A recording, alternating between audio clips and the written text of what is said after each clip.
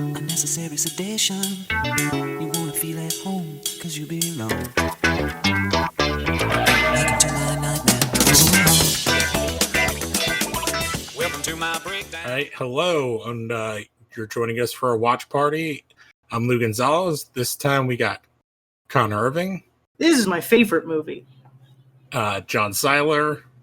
I just realized that tonight was the watch party. Oh. And Ryan Fretz. I'm super excited to watch this movie. Yeah, we are taking a literal trip to hell. Like, literally, like, I'm not joking.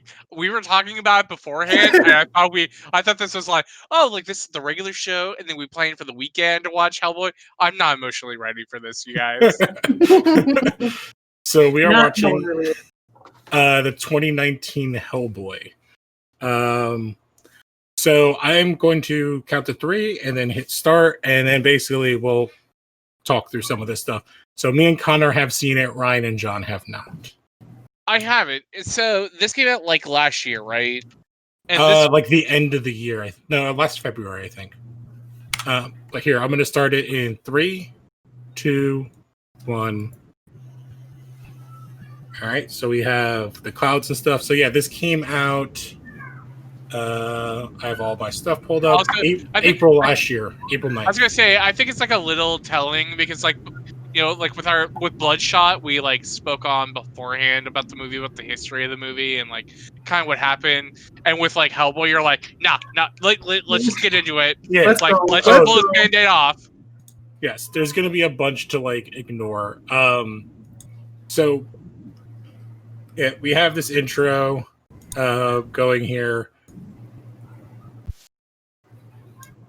I would say like some of the visuals in this aren't terrible.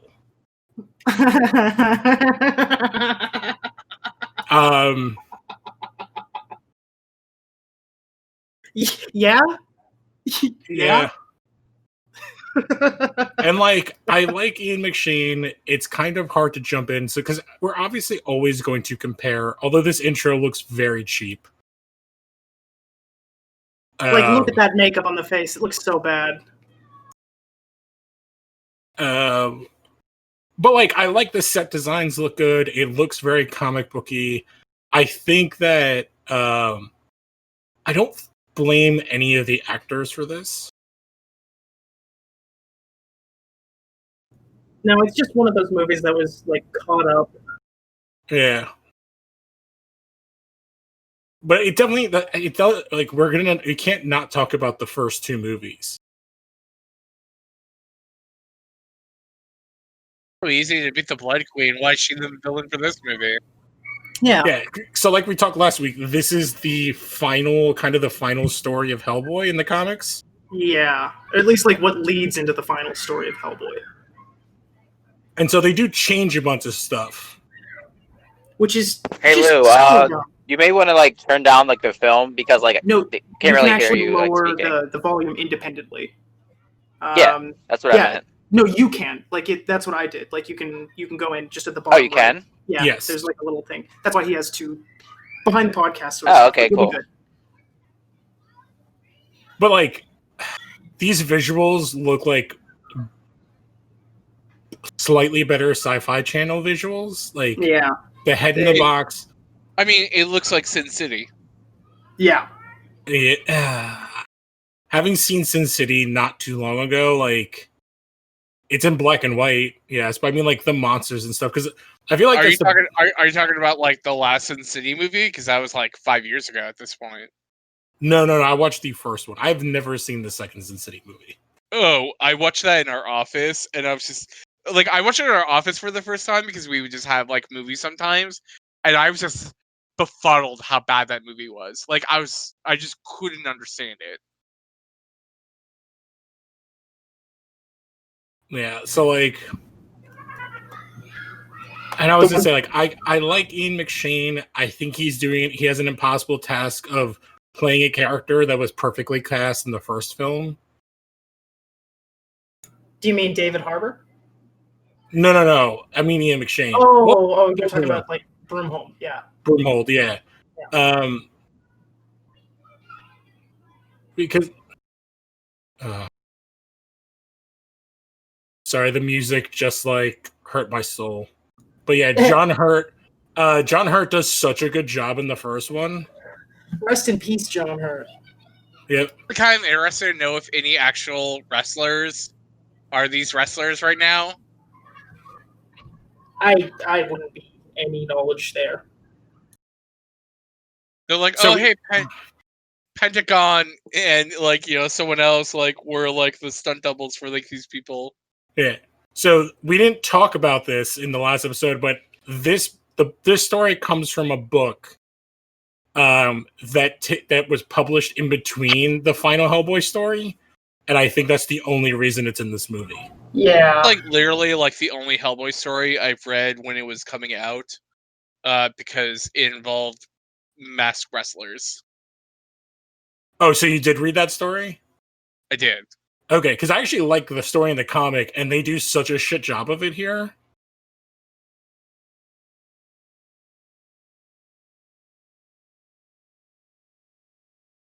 Like, I don't... his lips are bad. But, like, I don't know. Oh yeah, I they're don't think- terrible. I don't think, like, necessarily, like, people were like, why is Hellboy so ugly looking? And I'm like, well, I mean, he's like mostly a it's demon guy. Like, I don't understand, like, why he needs to be like a pretty boy. He's not really a pretty boy in the comics. I think Harper does a good job, and I think for the most part, I don't hate the design. It's the color is off. He's like too flesh tone. He should be much more bright red. I think his lips give off a little bit too much of a burn victim look. Yeah. It's the face that does it for me. Like the body and everything, I'm totally cool with. Like David I actually love the hand design. Like I like that it's different enough. And I think Harper does as good of a job as he can, which we should talk about like all of the problems that this movie had behind the scenes. So the rumors were basically that Harper and Ian McShane were rewriting the movie as they were filming it because it was so terribly written. So Neil Marshall directed this, and it was written by Andrew Cosby. Like, wasn't oh my god, I'm forgetting the Hellboy creator's name, but Mignola. He's also listed as a writer as well. I was gonna say, like, wasn't he like super involved with like the making of this movie? Compared to the other ones, he's way more involved. Because he never like really kind of believed in the Guillermo del Toro like version of these movies. I would say it's not that he didn't believe. I truly feel that he didn't like that those movies overshadowed his creation in many ways. Because the movies are what made Hellboy like a bigger name character. But honestly, that's the point of an adaptation. Yeah, the adaptation is made to sell the book, and it's like if the movie overshadows the book, like then it's its job because like people then go check out the book. Yeah, which I was like the thing is like those first two movies found the perfect. Oh my god. Yikes. The perfect actor and the perfect director for a property. Like, it's a monster movie, and you get like the director who's most known for God. Ref looks like Freddie Mercury. Oh, yeah, a fat Mexican Freddie Mercury. I guess, yeah. Okay, I'm gonna say this reminds. So maybe I missed something, but why is Hellboy like fucking with this luchador who's a demon in real life but just wants to be a luchador? So was he killing people? No, he worked for the BPRD. In this, he still technically does. Yes, this character in here, yeah. But like, and we also get his real name dropped immediately now in our first vignette. But yeah, so in this, unlike in the comic, yeah, he was a BPRD member that got turned. Like he seemed like he was like living his own life and like being a famous luchador in a low rent stadium. It's like, why would Hellboy come after this guy? You want to know what else is funny? Like honestly, like, does this have to do with the Blood Queen that we just saw? Nothing to do. It is literally No. just there to set up like Hellboy can smash why stuff. would they do this? It's like really because that we just comic start off came this out in movie between. because like really we just started off this movie with Hellboy killing a guy just trying to live his own life who has nothing to do with like the main storyline of this movie. Yeah, that ties into a vampire story for BPRD that's really good, but that doesn't have anything to fucking do. This movie really wants to be a BPRD movie, but it just got stuck with being. Oh my god, the Scorpion is terrible, but getting this close up on now all I can do, John, is stare at his lips. Why is his horn? His horns look like an anus. Like, what is that? I actually don't mind them because it looks more like they're. And I definitely think this is because of how the other movie went, that they're not ground down, that he's breaking them off. Yeah, I get that also. And I think that's one of the other issues is like with his design, that they're having to do so much work to make it different. And I would have been mad if why is one of his eyes all fucked up? I think it's supposed to be because he's drunk and got stung by a scorpion. It looks like one of his eyes is like all cloudy. Yeah, you're totally on the money there. It's just like the eye. Everything is just a little off here. I'll be completely honest. It feels like like Guillermo del Toro stops doing Hellboy, goes to do like Shape of Water, where basically the love interest of that movie is Abe Sapien, who's this kind of pretty aqua aquatic monster man, and then the makers of this movie the last thing they wanted to do was a beautiful monster, and they're like, how ugly can we make this monster guy? I don't get it. Well, again, it's this movie is trying to distance itself so much from the other movie in every way possible. And that's where this is where it bothers and people would say that he's pink. It's I think it's also super funny you were talking about how his horns look like he constantly rips them off, and then we just see the scene where he actually cuts them, files them, but they still look I will say that there was a little bit he's it's growing out and he's constantly cutting them down. That's kind of what we're going off here. Yeah. So I will say that in my opinion looks good. Everything else. Yeah, as someone who hasn't shaved since the quarantine, I totally get this idea of God, I don't have a beard trimmer, so I'm trying to get it to be as equal as possible, and it's hard. It's difficult. Yeah. Oh, yeah. I have cleaned up a little bit, but that's all. And I have not cut my hair at all. But yeah, I don't mind the eyes. I don't mind the soul patch. I don't mind the hair. And I think Harbor does his Hellboy is a good Hellboy. And I don't think he's doing a, what do you call it? A Perlman impression. I think he's doing his best to make it his own. Yeah. For what it's worth, I think he is a good Hellboy. I just think he was in a shitty movie. And that's kind of what everybody's in. It's I really wanted to see all of what is in this movie, just better. I mean, I might regret this later, but I don't regret David Harbour being Hellboy, because it's if you can't get Ron Perlman, I feel like David Harbour is basically he's almost perfect casting. The 2010s Ron Perlman, and Ron Perlman was the 2000s Bruce Campbell. Yeah. No, Ron Perlman's been Ron Perlman since the 70s. He's been that character actor. But I mean, I don't say that disparagingly, and I'm not trying to sound like a smartass, but I feel there became a point in the late 2000s to the 2000s in general where it's Ron Perlman basically became the guy that Bruce Campbell would have got those jobs for, in the 90s and the 2000s. I see what you're saying. I think the difference is, which Harbour has a little bit of, is Perlman has an interesting face. where Bruce Campbell is just more good looking. Yeah, Bruce Campbell's good looking, and what's his face is more like a tombstone. Yeah, and Perlman's also he's like a 6'2". Yeah, he's a 6'2", like mook from Jersey with a giant head. Yeah, I mean, tombstone. like I wouldn't make out with Ron Perlman, but I don't think Ron Perlman is like bad looking. Oh, No. if you've been waiting for bad special effects, Ugh, you're about to see it. ugh. This is the worst character design in the whole movie.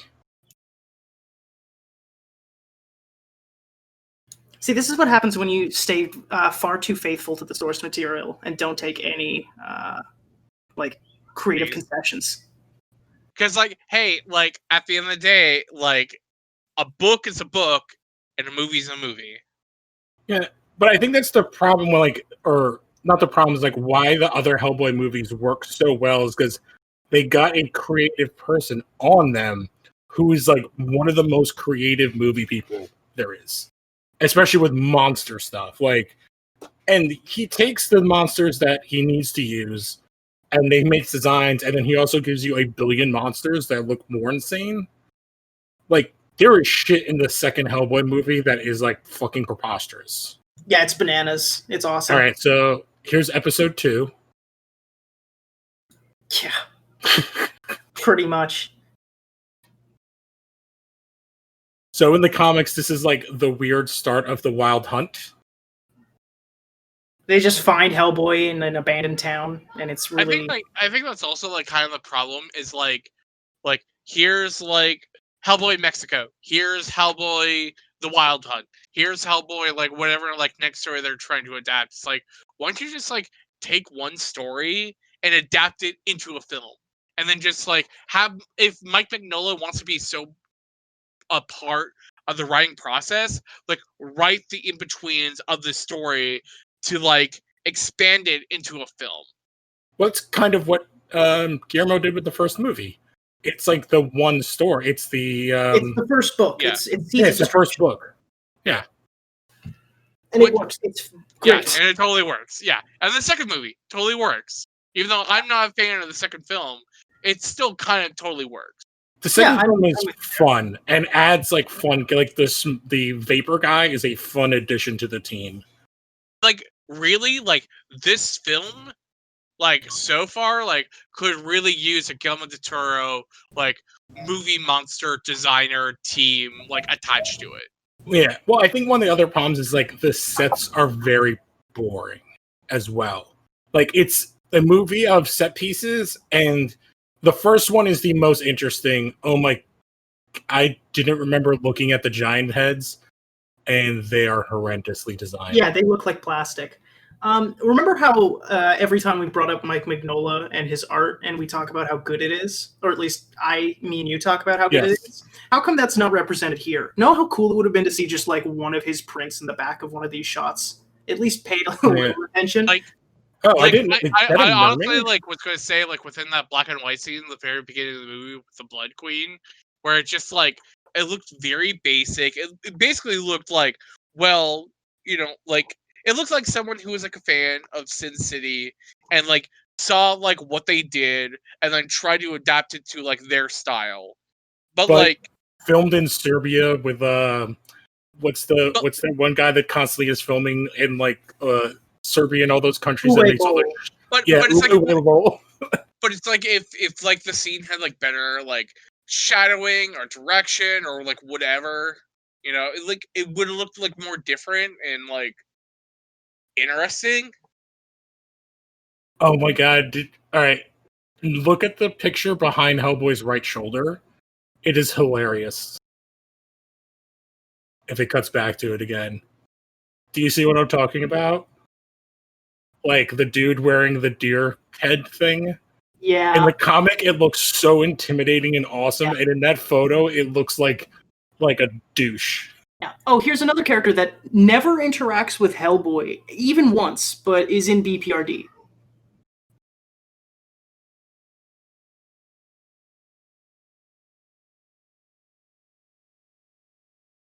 Oh, also, this is like one of 3 people who are of color in this movie. There's the second guy, which To be fair, Hellboy is the first one. barely. He's red. That's red. Controversial. He's red adjacent. Yep.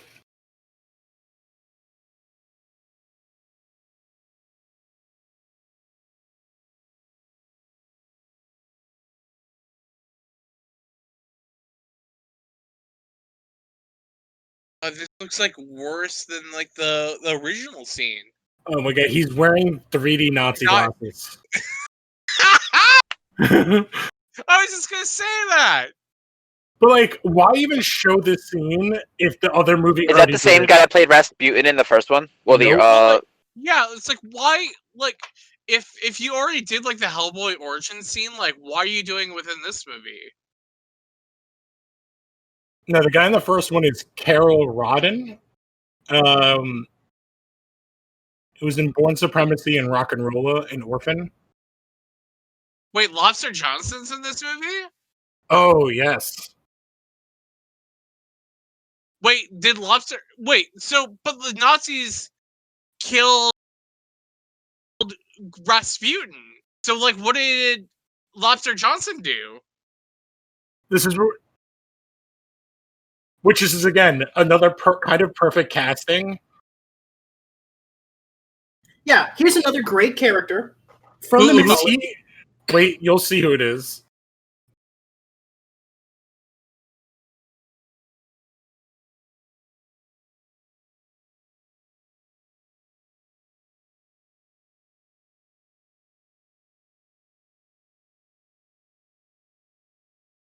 Do you see who that is, Siler?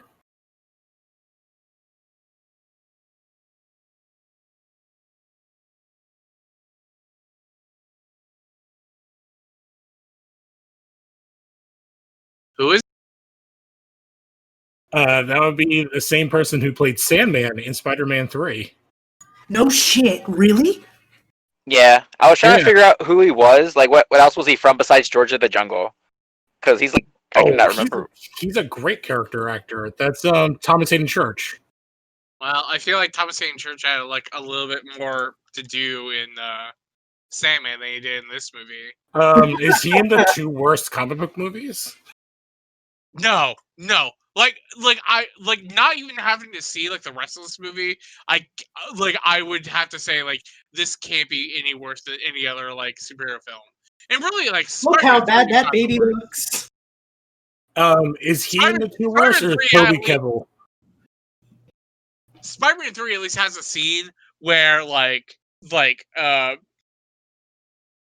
oh my god, that one guy served pie and they were like, oh, like is the pie bad? And he's like, oh, it's the best pie ever. That's the best scene in the movie. Thank you. A better scene than anything in this movie. I mean, so far. I'm not. Okay. Yeah. Can I also ask one thing? So, in this, it takes place now, and I think this is why when we were talking about the comic, why I was like, oh, they should do a period piece. Yeah. So these people in Broomhole, and Professor Broom, were around during World War II, but then they all still look like they're 60 Yeah. currently. Yeah, they said they aged themselves until like the threat was dealt with. And then they just stayed Also, forever. I don't know why, but like all the Chiron like pisses me off. It seems it's so 90s and lazy. It's Man Bear Pig. He's found us.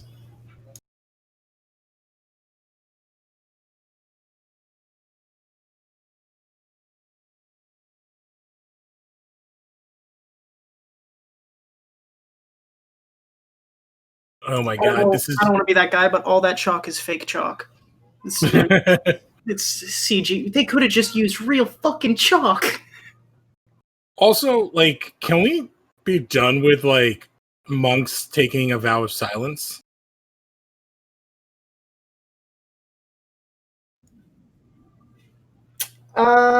Yeah. Actually, you know what? I think that's very true. We should just be done with that. Oh shit, it's Bebop.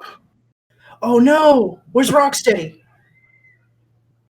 But like, I think the effects in this look worse than TMNT. And so I've been listening to like a movie podcast about like 80s and 90s action movies. And this has reminded me of something that they constantly talk about, how terrible CGI blood looks. Yeah, no, man. CGI blood is really bad. Like, it was on the wall there. It was like super shiny and glistening. Yeah.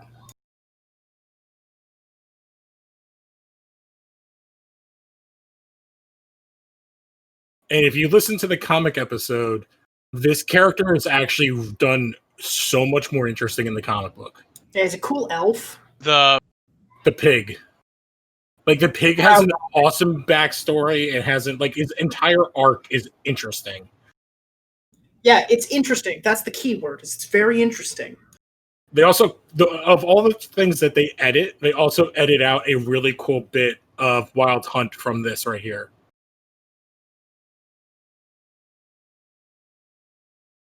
So, Connor, if you remember in Wild Hunt, there's like the giant. Yeah. Why? And like, why did they get rid of that?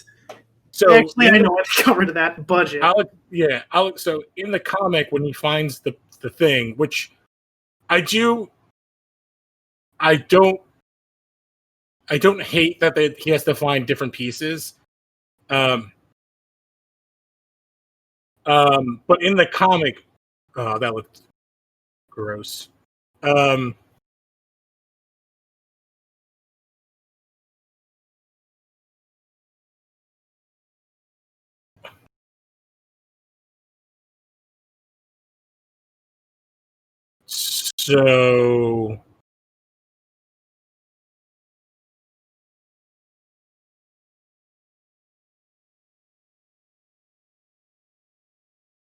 So in the comic, when he goes to get the thing, it's like a hole, and he moves like this giant stone, and there's a giant guarding the hole, and the giant's like, they're like, oh, how deep? Oh my god, yeah, wearing proton packs, and that electricity is a horrible effect.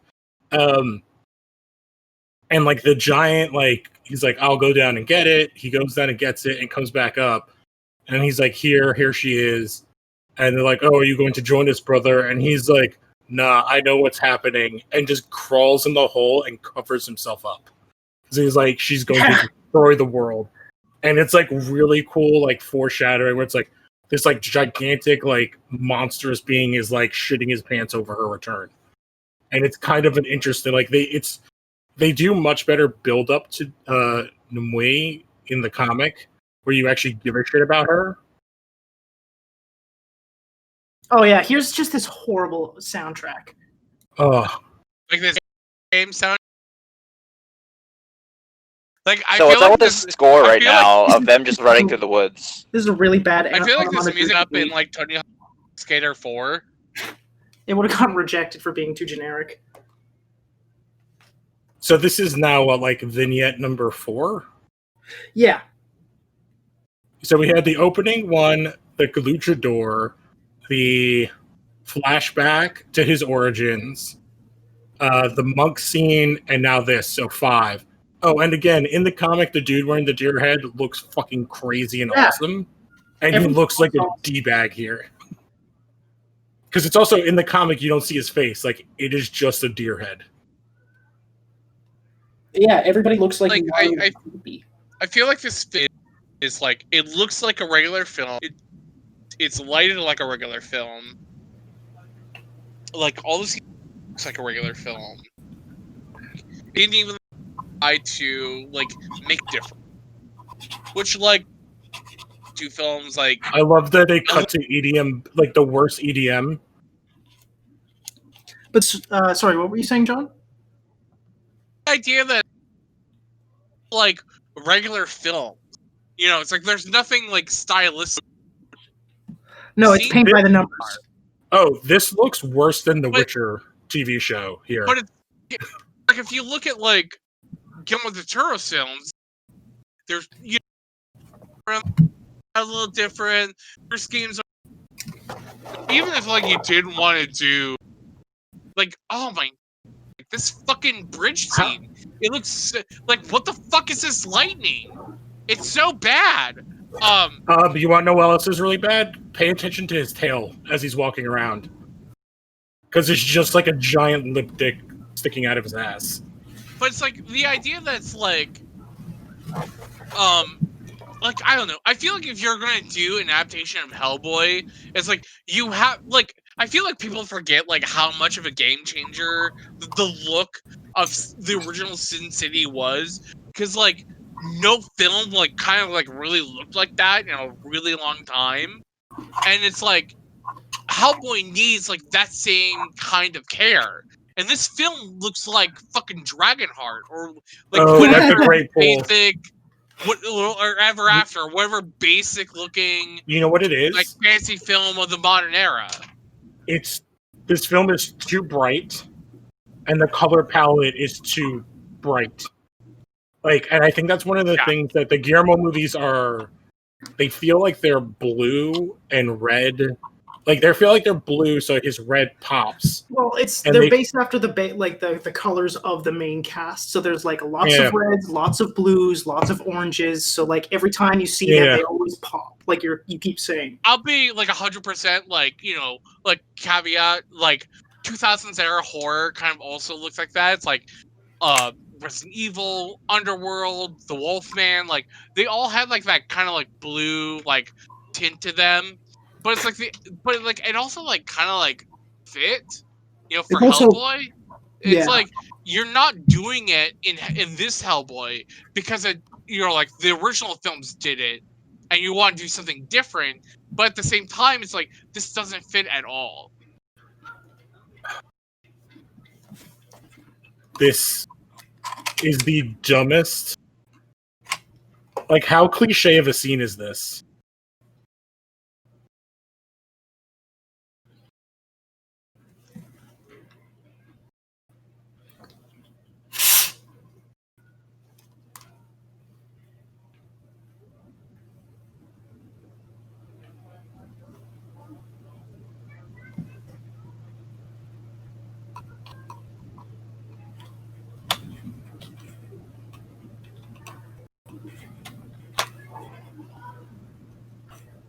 I would also say it's very weird to hear Mia Jovovich doing a British accent. Watching about like war and poverty while watching like the real world versus the Road Rules challenge. Well, because they don't explain her character in this movie at all. Because the reason they kill her in the comics is because she starts tapping into the forbidden knowledge of the Ultra Jihad, the evil. Yeah. So she starts learning about like the seven serpents, and that's like Hellboy and everything. So they were like, "No, you done, dead, you're done." Yeah. Really and she like, I find it funny that Mila Jovovich is basically Thor when he's like fat and pathetic and playing video games. Except that it's worse because she's just watching reality TV.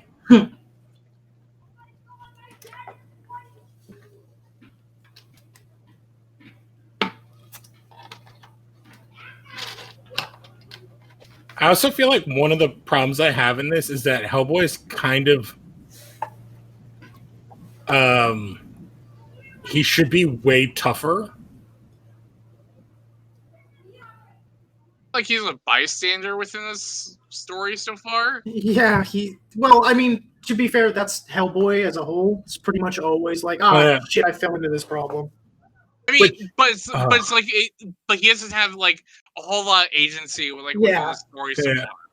Well, it's like he's like literally like a guy who like shows up and a conflict's already happening, and then he like tries to do a thing. Well, that's one of the problems of this scene. Is again, this is the worst green screen and CGI. Yeah. But in the comics, this set piece is so much more interesting because he doesn't have to fight them, and thus it becomes like a thing for the rest of the story. Like he could just walk. But because it's an American film, he has to fight a thing because that's the only thing that like American films can do. But that's the thing is they can't Oh. show him being a villain either. So they can't show him being like, you know what, I'm gonna kill 3 trolls because fuck it. Well, that's why this is a dumb story to start a franchise with. Also, I just noticed, I don't know if I've seen his hand open yet. The stone hand. Yeah, I don't think you ever see it open or close.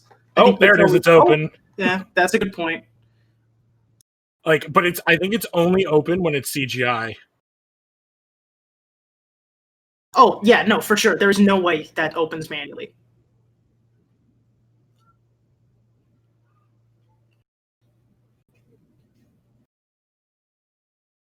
Yeah, and for what it's worth, he's super happy about what he did in this in the comic. Oh, Like, that he's burp hyped. sound effect that I hear in every cartoon. Yeah. I feel like this is the movie that learned all of the wrong lessons of Deadpool. Yeah, 100%. Like this is like what happened after that.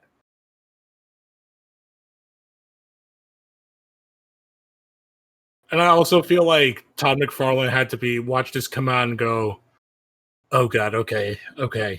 Thank God we did not come out first. No matter how long it takes for that new Spawn movie. All right, we know That's not never to do coming these out. things. Yeah. But like a horror superhero thing, like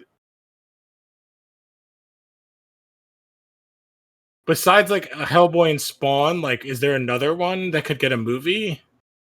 What do you mean? Like of the adult comments? Like an adult horror like a horror hero comic? Because it's Hellboy, Spawn, and then who's like another?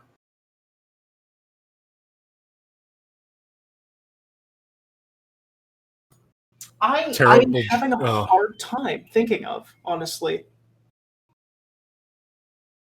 This is also so shoehorned in here. This character. Oh yeah, no, this is going back to my point of it being. It really wants to be a BPRD movie. Like, why does his teeth look so gnarly? Like they really went out of their way to make him like look really ugly. But like in uninteresting ways. I mean, like I wouldn't say like the Hellboy of Guillermo del Toro's universe like looked ugly. Like, well, because it was just Ron Perlman with horns on his head. But it's like one of those things where it's like Liz like falls in love with like Hellboy. It's like I get it, like that. Like I get like why like someone like Liz would fall in love with a guy like Hellboy, and even like by proxy, Shape of Water. I get like why like a woman like why she like fell in love with someone like the merman. But it's like in this movie, it's like I don't understand like why you would have like any love interest with this movie because it's like his lips. I think that his lips look like shit. His teeth doesn't have lips. Shit. Like it's like they like went out of their way to make him look as ugly as possible, which is like a look that's not even in the comics. Like I feel like even in the comics, like there's a stoic kind of like mysterious look to him that's like not represented within this design in this movie. I would say if they wanted to get away from the other design, they should just given him the hoof legs. Yeah. And then that would have been like, oh, it's the one thing the other movie didn't do. Yeah. But yeah, I agree with you. Like I feel like they think that David Harbour's too good looking. Yeah, they maybe want to like ugly him up, but like I don't know. David Harbour has that Frankenstein build. He's just like a big dude. So yeah, he's a big motherfucker. How happy is he that he got cast as Red Guardian after this bullshit? Oh, did he? Oh, right, yeah. Was this before? Yeah, this is. He basically filmed this and went to that to film. As long as he survives Black Widow, I assume he's probably pretty happy. Yeah. Even if he doesn't, like, just to come back and be like in the MCU of like and a film, like a good film, and because the other thing is like his jokes in this are terrible. That Uber joke was horrendous. Like, to be also fair, it's like all people within Hollywood are granted like a mulligan. It's like, hey, like I remember at a time in period where people were like, Chris Evans like can't be Captain America. He was the Human Torch. Like he can't be Captain America. That's Well, it's like he's gonna in that suck so problem. hard, and then it's like, oh hey, surprise! Chris Evans is a great actor, and he's the best Captain America. Which is funny because it was him and Krasinski were the top two guys, and I was like, Because basically people now are like Krasinski should be Mr. Fantastic or Cyclops. Did the film freeze for anyone else? Yeah, it froze for me. I think Lou, are you still there? We're in purgatory watching Hellboy. Everyone else is still alive. Oh my god! Wait, is Connor gone? No, I'm here. I'm just stuck on Okay. mute as always. You're like, Nope.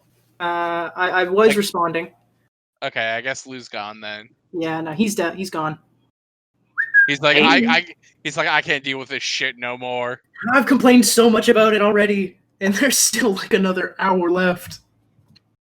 Man, I saw some fan casting with John Boyega as Cyclops this weekend, and I was like, man, that's fucking great. I would love that. Yeah. I just want more John Boyega, honestly.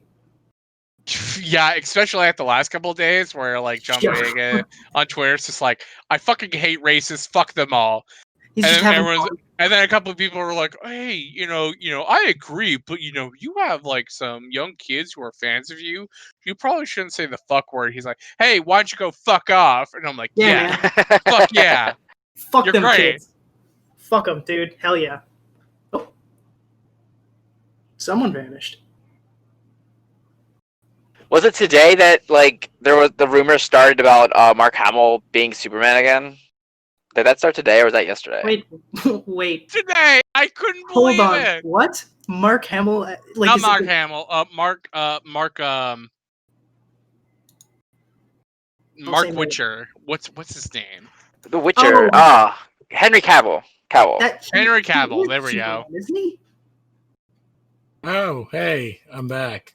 Oh yeah, we were talking about Superman right now, right when you were gone. Yeah, so yeah, my internet decided to like, yeah, you guys don't need to watch this movie anymore. And you know what? You've suffered You're enough. right. Okay. All right. So we're doing a 3, 2, 1. Yeah, so it stopped at 38 minutes and 17 seconds. So 3, 2. Oh my god, there's an hour and a half left.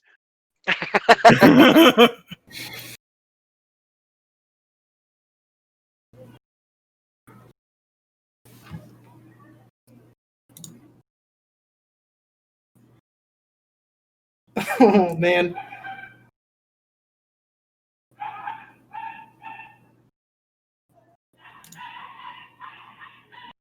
That dog is not in this movie, and also doesn't want us to watch this. Sorry, guys. This dog is no, really it's angry. fine. That dog is more interesting than this dialogue. It's so angry. She's gonna shoot him as Hellball. Yeah, so this character is way more interesting in the comics, and also El Diablo is not a tarot card. It's death, right? No, the devil's a tarot. There's a devil tarot card. This is the tarot card deck from Persona. The devil is a tarot card. El Diablo is not. Well, it could be a Spanish set. Like it would just be the devil. You know what? You're fair. Why did they have to go under the table? Because El Diablo is outside. Because she sees the future. Remember? Oh yeah, which is not a thing she has in the comics, I believe. She has some clairvoyance. It's just very minimal.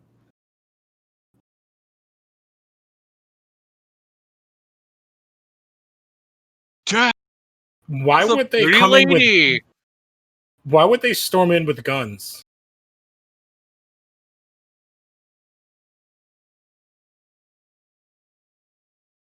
That's just still a terrible explanation. Oh, absolutely. Also, I feel like... So is Ian McShane like the super old guy in the first Hellboy movie? Yeah, Yes. Yeah, he's the dad. I prefer John Hurt as the dad, though. yeah. He was Yeah. real good. John Hurt looks like him. Ian McShane's like they didn't old him up enough. The problem with Ian McShane is he's too Irish. He looks like an active potato. What they need is an old man who looks like an old man. That's Oh, hey, look, I feel Becomes like the controversy. the Well, I Korean feel like- character they first cast as a white man. I feel It's like like- Ian McShane is also the same age as Hellboy in this. yeah, probably maybe 10 years older. Yeah, he's definitely too But- young for the role. But like, as for like the sake of like the controversy, can we all kind of agree that the original controversy was kind of bullshit? Wait, what? Oh, wait, what original controversy? Oh, The for Ben idea that they hired like a white guy to play like Oh, like, it was just fucking one of the dumb few on their Asian part. characters. Yeah. Yeah, It's because they like clearly didn't read the goddamn story. They just read the Cliff's Notes. Well, it's also like, his name is Damio. where you Like, have- what white guy is that name? Yeah, and, I've never met well, a man. and, who it, does and that. it's like you have like one of the few like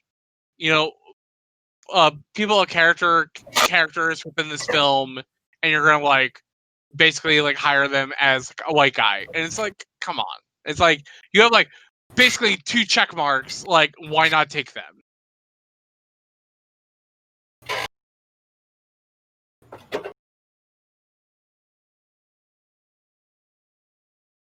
Which is funny because like they also like race changed like 2 other characters, which is fine because like who gives a shit? Because Alice is white and then the witch blind woman is white, but like who gives a fuck? Yeah, well, that's like, there's just a bunch of white people in most things, so I don't know, diversify the cast. It means nothing to me, honestly, like when you change the cast or color of a film, as long as the movie's fucking good. And in this case, this movie fucking sucks. I think I'm saying fucking so much because they keep saying it in the movie. I just feel like the reason for her to be around is so loose. Yeah, It's this is like, a real mystical adventure like, that the two of She's them my nice friend. I like her. Yeah, like the reason that the two of them are on an adventure in the books is because they're on a mystical adventure themselves. So it makes sense. They're kind of swept up in their own thing. But this is It's also about destiny because of how connected she is to the plot. Yeah. Like she quite literally saves Britain. every time a song pops up in this, I'm like, I just sigh. The soundtrack I is horrendous. Yeah, It's like so the boring. score for this movie is just so like random. It's like not It's good at so- all. Every action scene is butt rock. Like not Rob Zombie. No, if they got Rob Zombie, that'd be cool. Plus, he probably charges way too much. He probably won his wife in the movie. Yeah, then have to kill her. So this is how we get his gun in this. Yeah. To be fair, they never really make a big deal about it in the comics. So No, he just has it, and I think and he sucks at shooting. That's like the 2-for-2 thing. yeah, I think in the comic at this point he actually lost his gun, and someone else gives him a different revolver. He loses his gun constantly. Yeah, but like someone's like, "Oh, I have this," and it's a left-hand, like it's a special left-handed version. I can't remember.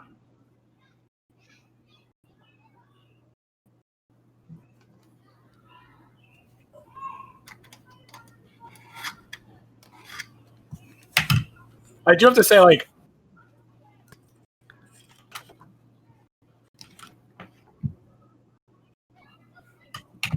This is so dumb. I do think the biggest problem I have with the first movie is the BPRD agent is such a throwaway character.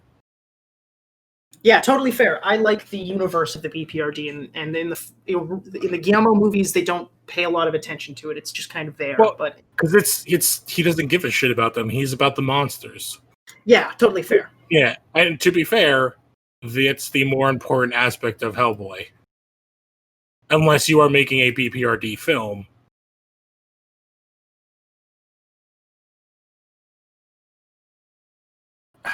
this also makes me think like this movie is also like gruesome in like bad ways. Hey, look, CGI blood.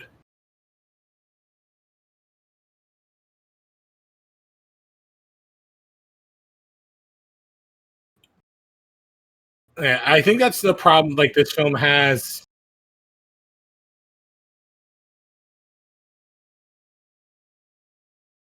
I think the big problem the movie has also is that it can't tell if it wants to be a superhero movie, like a comedy superhero movie like Deadpool, or if it wants to be a horror movie, kind of like the other Hellboys. Because like this is straight up like horror stuff that they're doing here.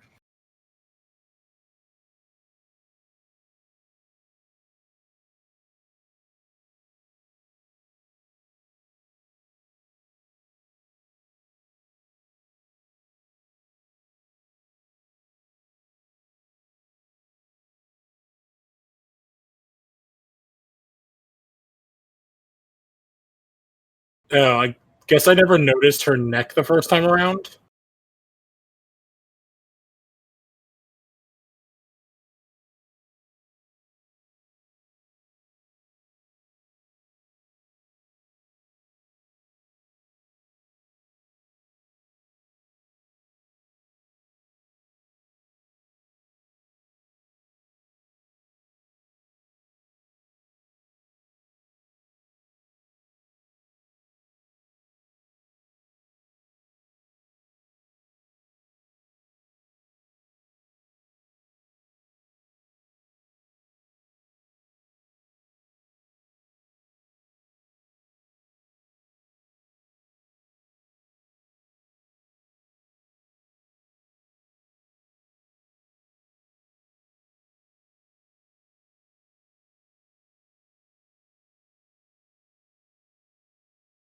Man, that looks so bad. That like breaking Yeah. glass. Oh man.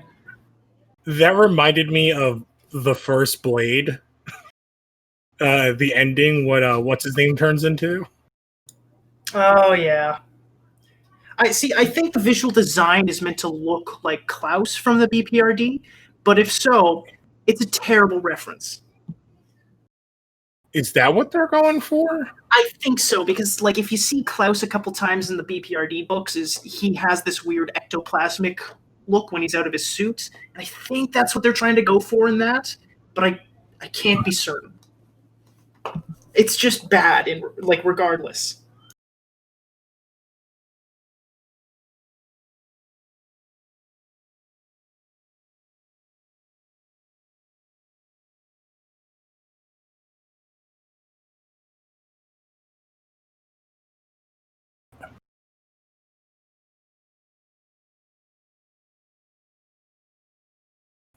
See, this again is the problem with this being the first film, because if we had seen like a movie or two of Hellboy being called a monster, this would have more impact on us.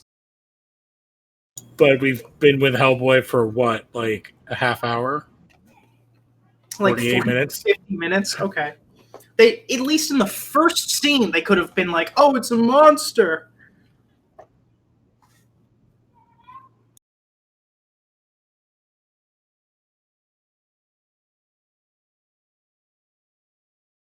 That's on brand. I like that. Yeah. Well, that's where like I don't like, and again, I think like the choices for actors aren't wrong. I think that they could have done more with Ian McShane to make him look better for the part. Yeah.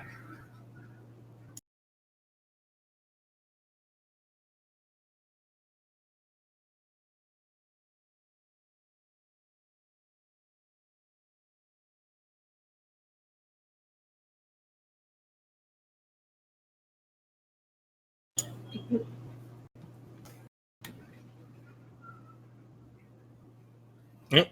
Ready to enter flashback number 3, vignette number 9. Is it 9? I thought we were at 6.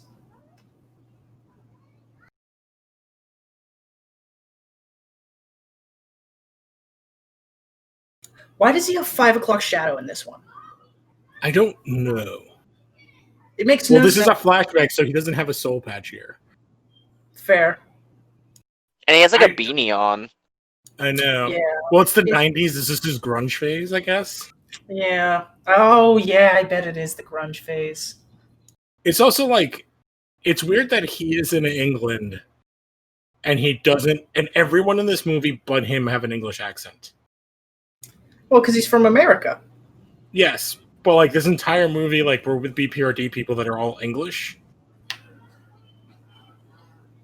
It's Like, an I don't American. know. I think there'd be a fucking riot.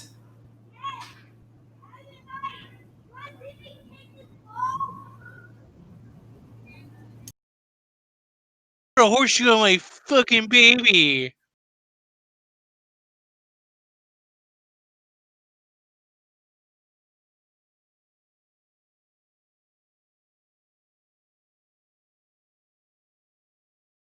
Funny because like the Guillermo del Toro films were PG-13, and I feel like a lot of like the decisions to make this movie like rated R are just like, Because they fuck a lot and just show lots of well, bloody like corpses. yeah, it just seems like a lot of like unwarranted decisions. Like I feel like the Hellboy comics aren't even really rated R. No, They are. They well, like on a gore scale. But That's about but it. it's like I don't know. I'm not I like a know what you're Hellboy historian. Like I don't real a whole lot of Hellboy, but a lot from what I've read or seen, like or the depictions of violence within the comics, it's like I wouldn't have characterized them as being rated R. Yeah, that's a good point. It's more about showing the horror of what he's in than it is like, oh, hey, look how crazy it is that he's fighting like a bunch of trolls and shit. Like you're 100% on the mark there. It is like it's a mature story, but it doesn't like swear because it needs to swear. It doesn't kill because it needs to kill. And it seems like a very odd decision for if like again at the end of the day, if like Mike Magnola is like a guy who's at the head of like the creative decisions of what this movie needs to be.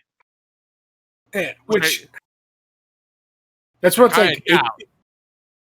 that's where like I think it would never be cost effective, but like what this movie shows to me is like, oh, you could make a Hellboy TV show. Because like each of these vignettes, if you blew them out, would make an interesting like hour episode. I've been saying it for a year now. Just make BPRD a show.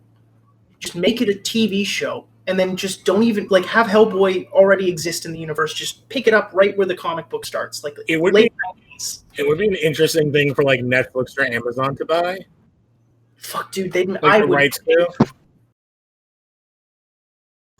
Yeah, I think it'd be a fantastic TV show. It's comics. I think are better suited to that sort of stuff, like TV shows or continuous Yeah. mediums. Also, am I also like completely wrong? But wasn't Justice League this plot of the movie where they like put the thing like the MacGuffin into separate boxes and they buried them like Yes. throughout the world, and then like the whole plot of the villain was to get the whole MacGuffin back together again. Yeah, So it's something that's in a lot of movies. Are you telling me that they stole? And the only reason I brought up like Justice League because it's like Justice League at this point would have been a year old from this plot of this film, and it's just like I don't know. I feel like Hellboy is a little bit more clever and smart to be to do like something like this where it's like we gotta put the body parts together that are separated before a certain time before the planets align kind of thing. No, you're 100% on the mark there. It should be smarter. I'd have to say again, the comic does this scene so much better because I can't remember which character, but somebody kills an entire like town and brings that blood to her, and that's what like kind of gives her back her power. Yeah, I think it was Graugak.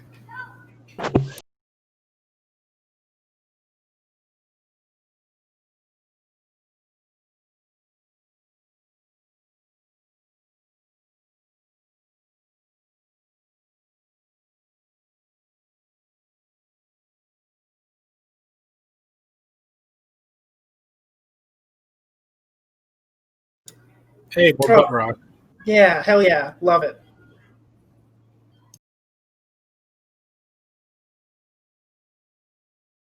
A little funny that they have like location stamps throughout this movie, but they didn't have a location stamp here. Yeah. I assume it's London, but it's like they kind of gave up on those like No location Chiron stamps. things, yeah. Oh, Star Wars joke. Gotta get one in. But I mean, like he's part of like BPRD, right? Who, Yeah. Hellboy? Yeah.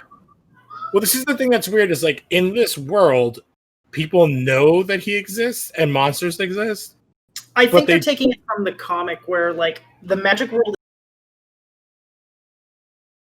exists. It's just it's so old that people don't Yeah, really but pay it's like- attention to it. They don't I'll say address so- it that's at all. but like that's a neat idea. Like I like where it's like you don't even have to do like the Men in Black thing of like trying to like hide it from like the rest of the people.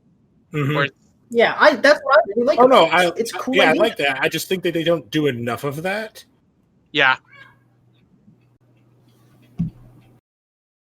And I think for Ian McShane, if they would have just dyed his hair white, it would have been enough.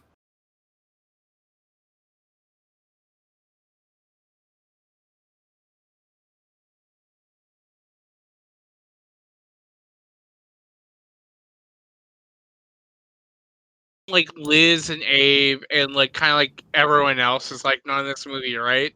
Yeah, no. They Yeah. used none characters from the other movie Well, no, besides. no, they the do two of them. one. There's an after credit stinger. Oh yeah. Oh fuck that thing. Yeah. They're like we don't have enough money to like do monster designs for everyone else, so like It's also like we saw they were like in the flashback to his origins, like two of the characters, because they also had the other guy. What the hell's Lobster his name? Johnson. Well, Lobster Johnson, but we didn't get him in the other movie. The No. the Blade guy. Oh, He's in yeah. a shot in that flashback. Yeah, you just see his mask and then he fucks off. Because at this point in time, he's working for a CEO, helping to end the world. Yeah.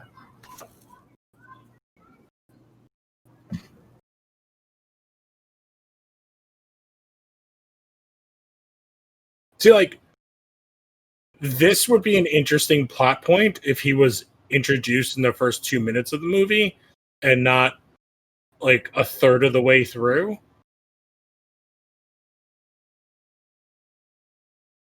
Of like, oh, Damio doesn't trust Hellboy's existence. He's just waiting for Hellboy to like give him a reason to fucking kill him. Yeah. Also, Daimyo never meets Hellboy. Yeah, because he shows up after Hellboy also- leaves BPRD. it's also like kind of like I don't know. It's like reductive, I guess, where it's like originally we're like, oh, like the character that this Asian character originally from the comics was supposed to be Asian, and why are you hiring a white actor? And it's like, okay, we'll hire an Asian actor, but like also at the same time, he's like one of the main villains of the movie. No, It's like- he's it's- not. He's like he's He's not a an villain. Bro. He's an But he's like a- anti-hero. But he's He's an like a guy antagonist, who he's a guy who kinda. doesn't trust Hellboy.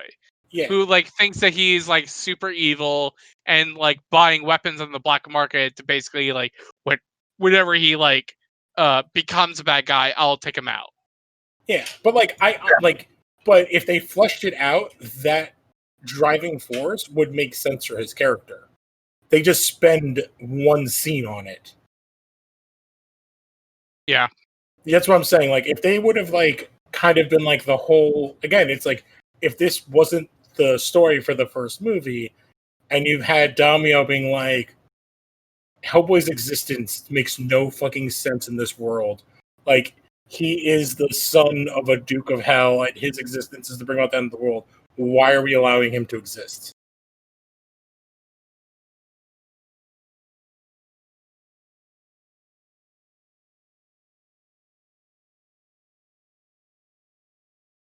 There's like big old boobs in her like crevasse.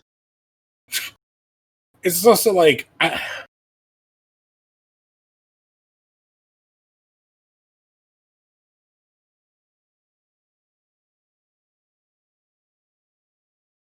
like also at this point, it's like they have like about 60, 70 years of like relationship together. Exactly. Well, that's again why this doesn't make sense for the first film. Like, and again, like the first story of Hellboy, just like the first Guillermo movie, like Broom dies, and it's like, like chunks of the book is like seeing like, oh, he was a shitty fuck. So you never really see. It's more like their relationship kind of in Hellboy, like reminiscing about it.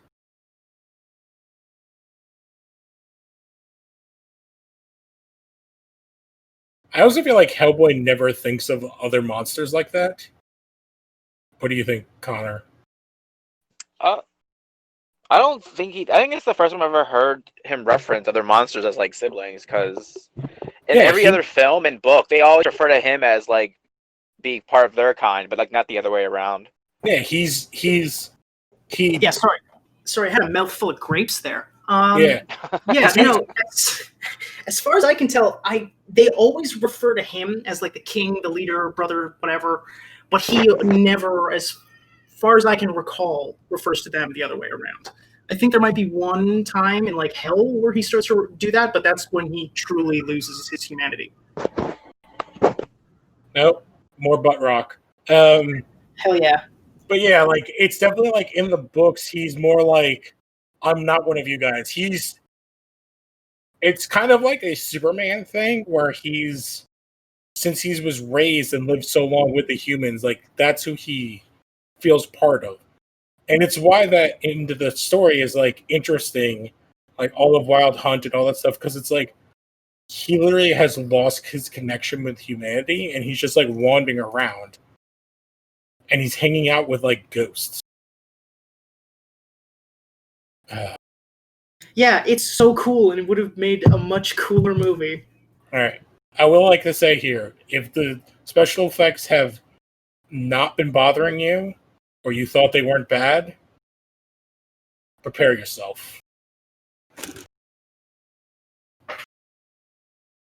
Shit's about to get weird. But not in the good way. No.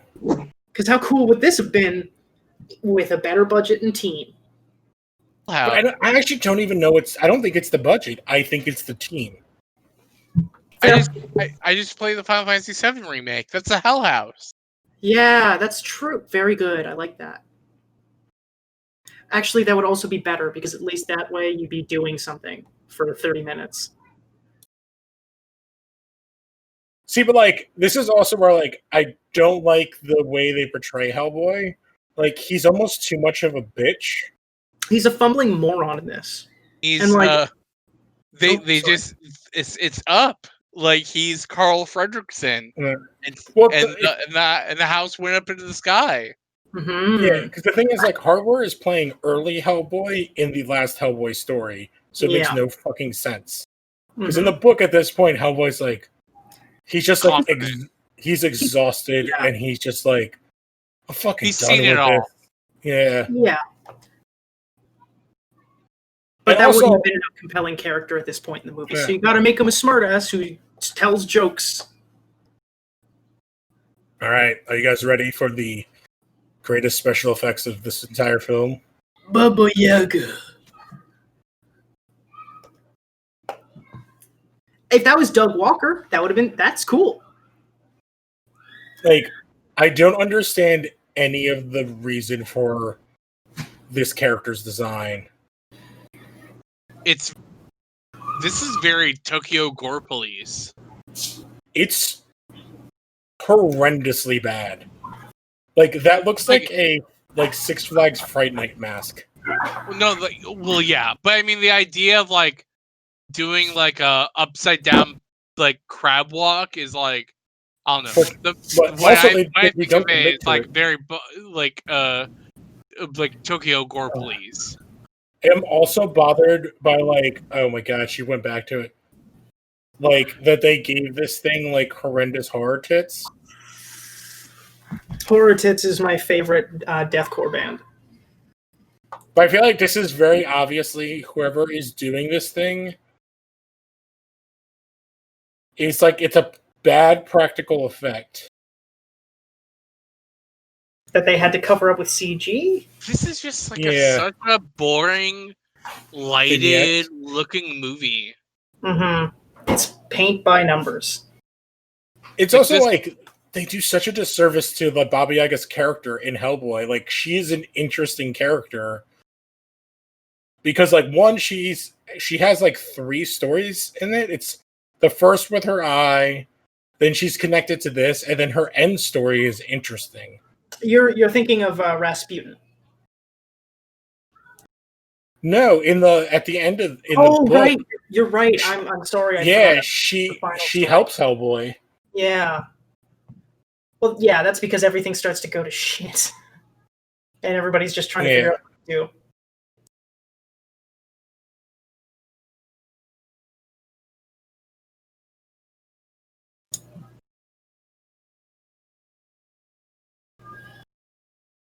Like, this is unnecessary.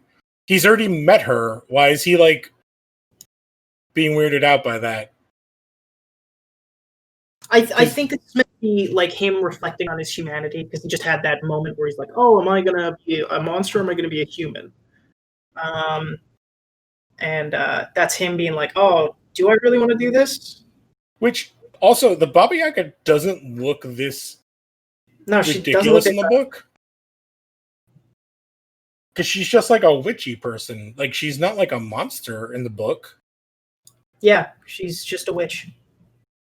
Which, again, like, they cut the whole witches trying to get Hellboy to be their king. I don't understand why they cut that from this movie, like, to not do it. Because that would have actually been a more interesting opening. To be like, oh, he's already established, kind of a thing. I feel like what this is like they took the script for the 3rd Guillermo movie, or like the concept, and ran with it. But it makes no sense to be like,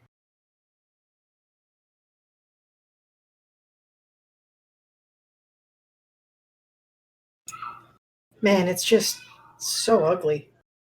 it's ugly and uninteresting. Yeah, that's a good way of putting it. Uninteresting. And this is gross. And Oh, also, monster. the scale of her head is like twice as big as Hellboy's. Yeah, And CGI slime was horrendous. yeah. Look at that CGI slime.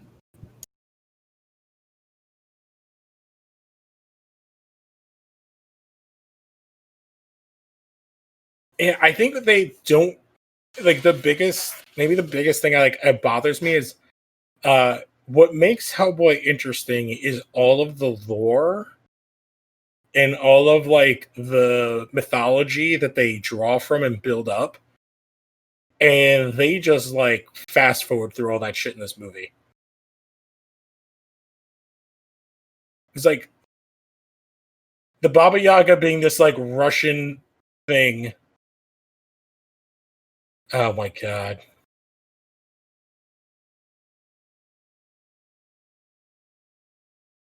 This feels like a 90s thing.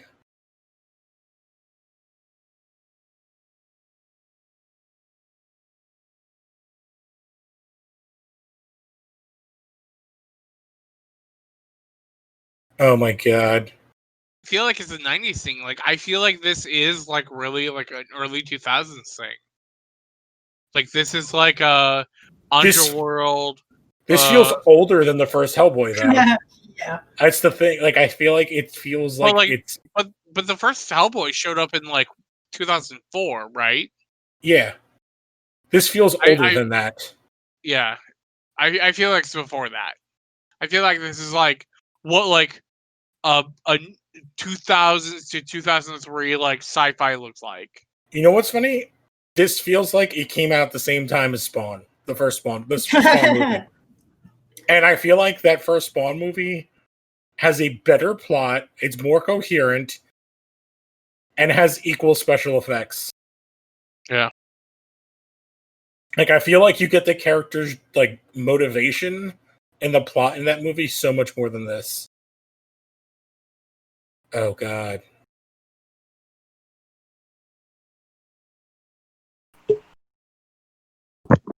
I now hate Alice Cooper.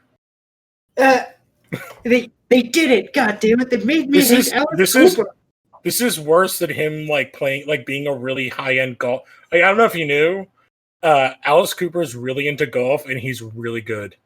Yeah, he's awesome. And so like he runs around normally in like a golf shirt and stuff like that. And this is more of a sellout move.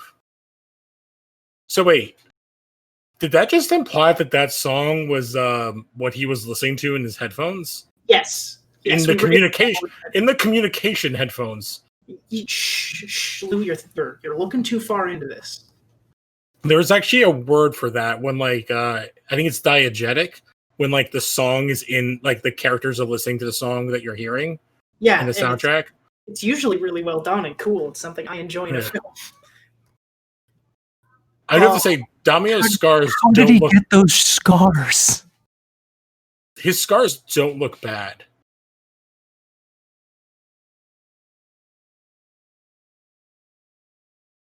He's a great character. I'm trying to remember.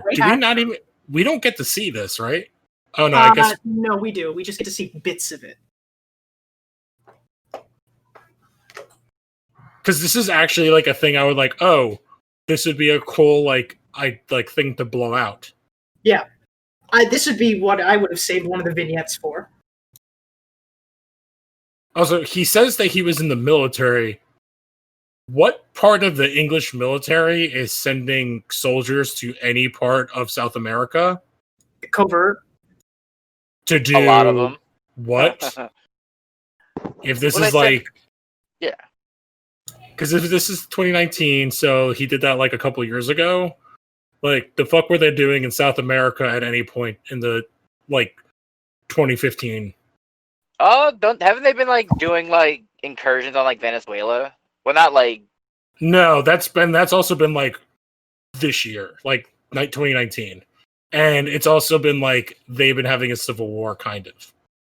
And England is not involved in anything with military except for the Middle East stuff.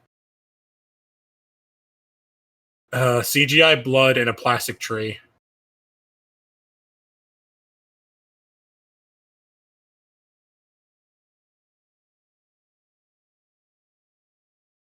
See, that would be a commercial break right there.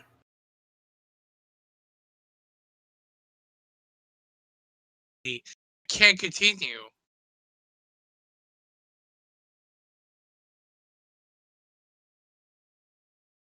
How we put her on her back?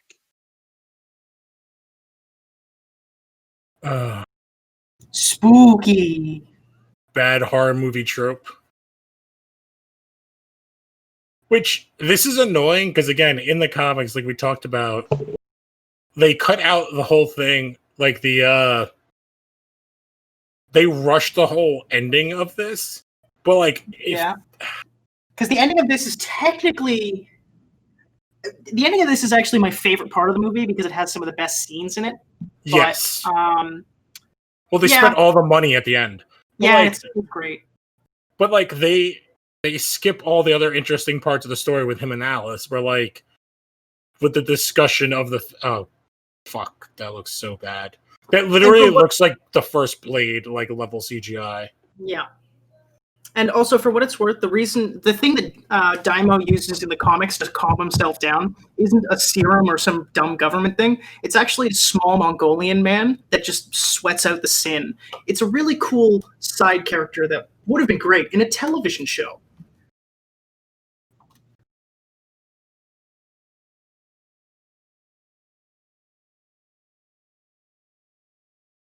Like I don't mind that line. It's a dumb joke, but I don't mind it.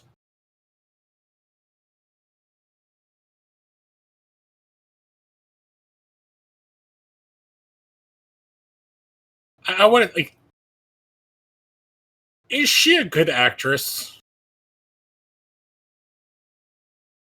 Like, I feel like I've seen her be good in things.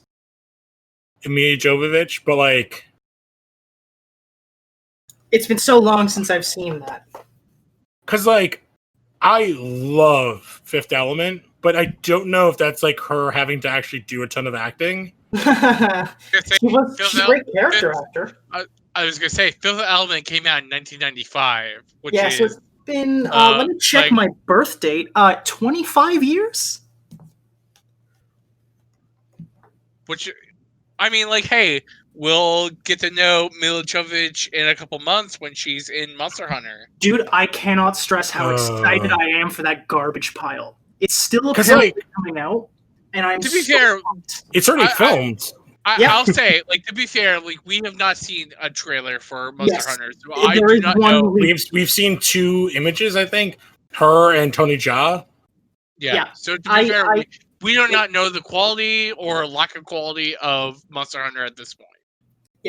So for what it's worth, I'm also a big fan of Monster Hunter. I put like 500 hours in at this point, but I've seen the leaked trailer that came out last year, and it looks awful, but in the best possible way, like overproduced style, where like it's just really big, really flashy, really shiny.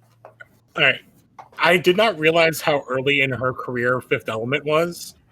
So before Fifth Element is Dazed and Confused, which I don't remember her in Chaplin. Cuffs, which I listened to a podcast talk about, which is a Christian Slater cop comedy movie where she's actually 15 in it. Okay. And then she has Zoolander in 2001. You like gave away like the like weakness of your mistress, you would not show up later. No. Look at that. So badge. has she done a good movie since The Fifth Element? What is your definition of good? I think box like office I numbers, think she's like great. Resident Evil 3 is like not a bad. I think Resident Evil 1 is not a bad movie in retrospect, and Resident Evil 3 is not a bad movie in retrospect. Are we forgetting about Resident Evil 2? That movie's bad. I will not give that Wait, up. which one is 3? Is 3 when they're like on the Desert bus? Yeah, the bus one. Oh, okay. It's But like then I'm again, looking and like to be all fair, her- I've not seen a Resident Evil film after 3 because I was Oh, I've seen them all. kind of done afterwards. because I'm looking through, which you can tell how like not interesting this movie is that we're talking about her IMDb. Like I'm looking, it's like, all right, she's in Zoolander, but she's not the lead. Okay, she's the lead in Resident Evil. And it's like No Good Deed, don't know, never heard of it. You Stupid Man, never heard of it. Second Resident Evil, then Ultraviolet, which is dog shit. 45 Caliber, I've never heard of it. The Wasn't she third also Resident an Aeon Flux, or am I getting that? No, mistake? that's Charlize Theron. Okay. She's great. Yeah, then Resident Evil Extinction, A Perfect Getaway, never heard of. The Fourth Kind, never heard of. Oh, Another- actually, you know what? She's good in The Fourth Kind. I forgot about that movie. But is she the lead? Yes, she is. She plays the Okay. lead investigator of that. Yeah, then she has another Resident Evil. And then a bunch of stuff, Three Musketeers, which I didn't even know that there was another Three Musketeers at some point. And then it's really just like a bunch of dog shit until, except for Zoolander 2 and then another Resident Evil. Yeah, I guess. I think she's just like she's a B movie queen. Yeah, totally. He says that he's a Capricorn and not a Cancer because he has like like a fucking crab claw of a hand. That would have been good.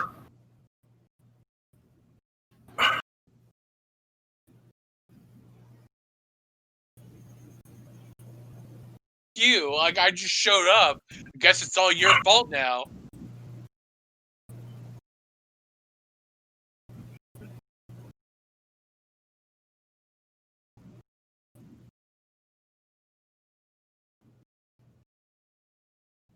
This is so ham-fisted. It makes me angry.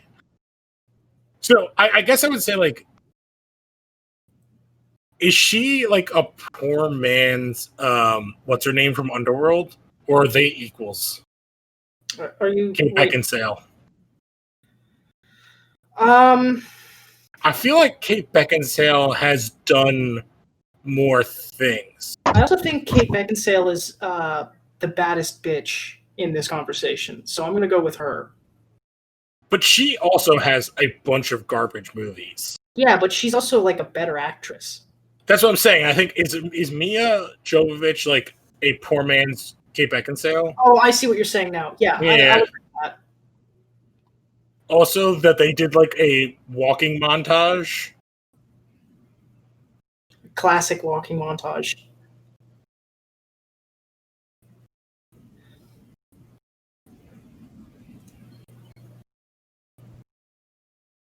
Yeah, so in the comics, the connection between Merlin and Nimue is that Nimue was his mistress when he was very old, and that's how she learned all of her magic.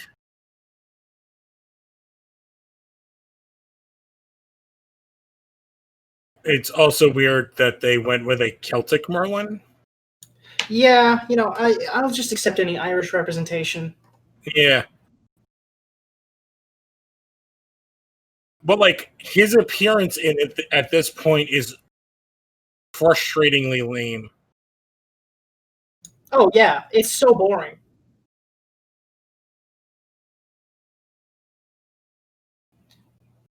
Yeah, it's not like Hellboy That was for its expressive monsters.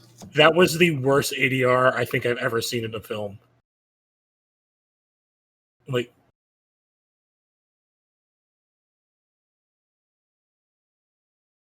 he just Luke Caged them. Hell yeah. Yeah, I don't get why he's Celtic. Well, if you're talking about actual historic stuff, and you can go to that, is it the Clive Owen movie they did of Arthur? Historically, Arthur was probably a Roman legionnaire. Mm-hmm. And like helping defend like the English Isles as part of the Roman Empire. Okay. So like Merlin and like a lot of those characters would be like kind of Dark Age Celtics-ish. Okay, cool. Yeah.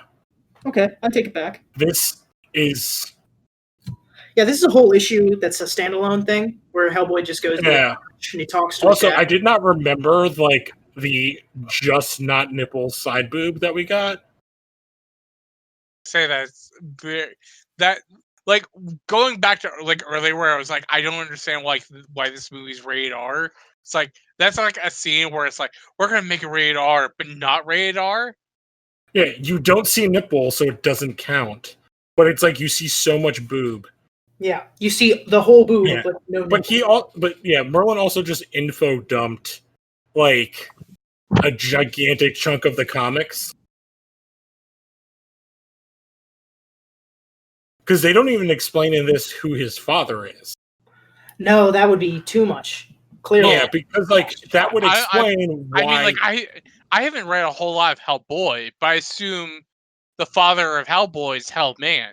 You're actually, it's Mr. Man. Like actually, that's what you call him, Mr. Hellman. Thank you. Yeah. That's the proper. So in this, they basically have Merlin do all the stuff that Morgan Le Fay does in the book. And I think it works so much better with Morgan Le Fay because he's like, I don't believe a fucking word you say. You're like the queen of lying bitches. Yeah. Because you're Morgan fucking Le Fay. Also, they have that conversation in like a hell castle. Yes. Which is so much cooler than this fucking dumb cave. Yeah, because they also don't explain that, like, one of the big things is that if he picks up Excalibur, like, one sword leads to the other. And so he has Excalibur on his mother's side, but if he picks up his father's sword, he will become the ruler of hell and be able to shatter the wall, like the barrier that separates hell from earth and heaven. Yeah, and he gets to start he gets to summon the Andrew Jihad and do all sorts of crazy stuff. It's cool as hell. Also, everything in this looks fake, like plastic. It's weird. Oh yeah. Also, why would he be killing human souls? That feels like laziness to me. Like, Oh, we have all of these like artifacts already.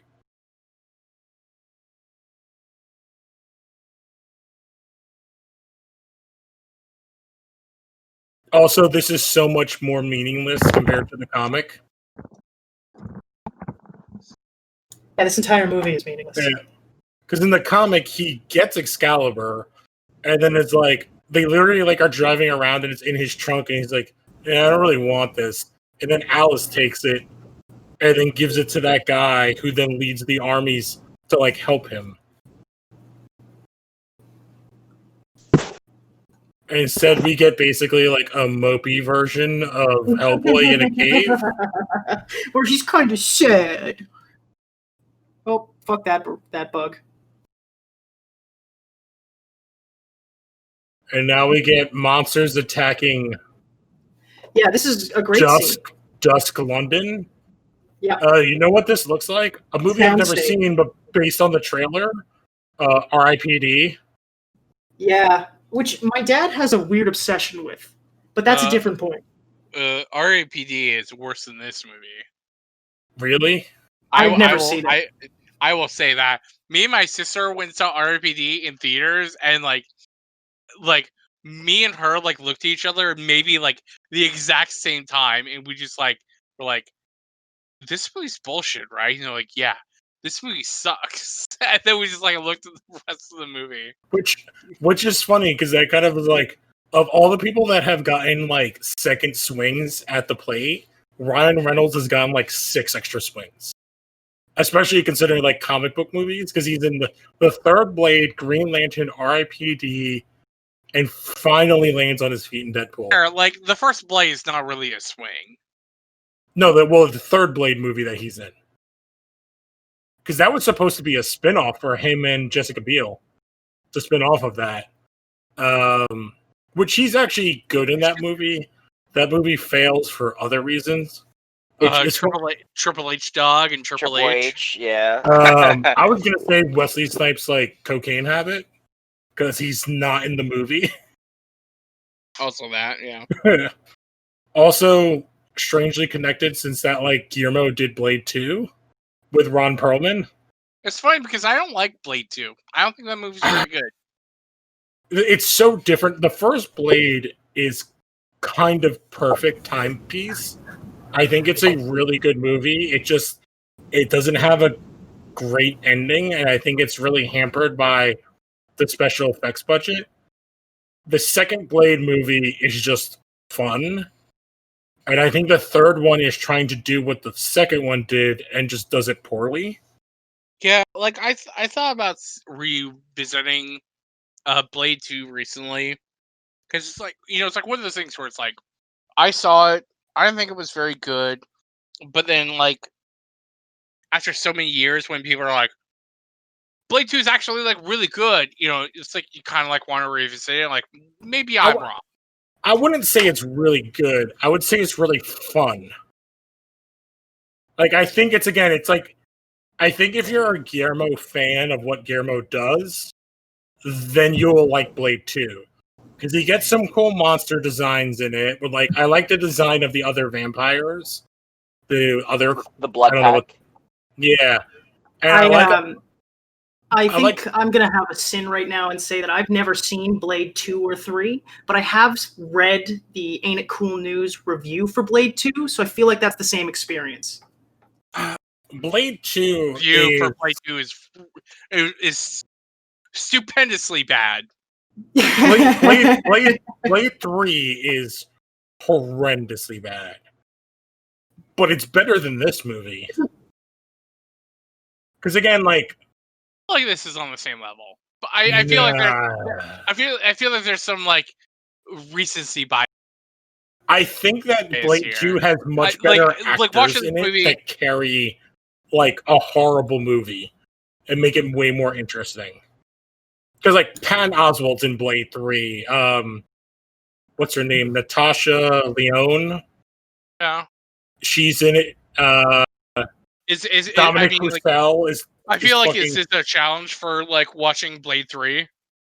Is that going to be one of Are we making a challenge for Blade 3 while we're watching Hellboy 2017, 2019.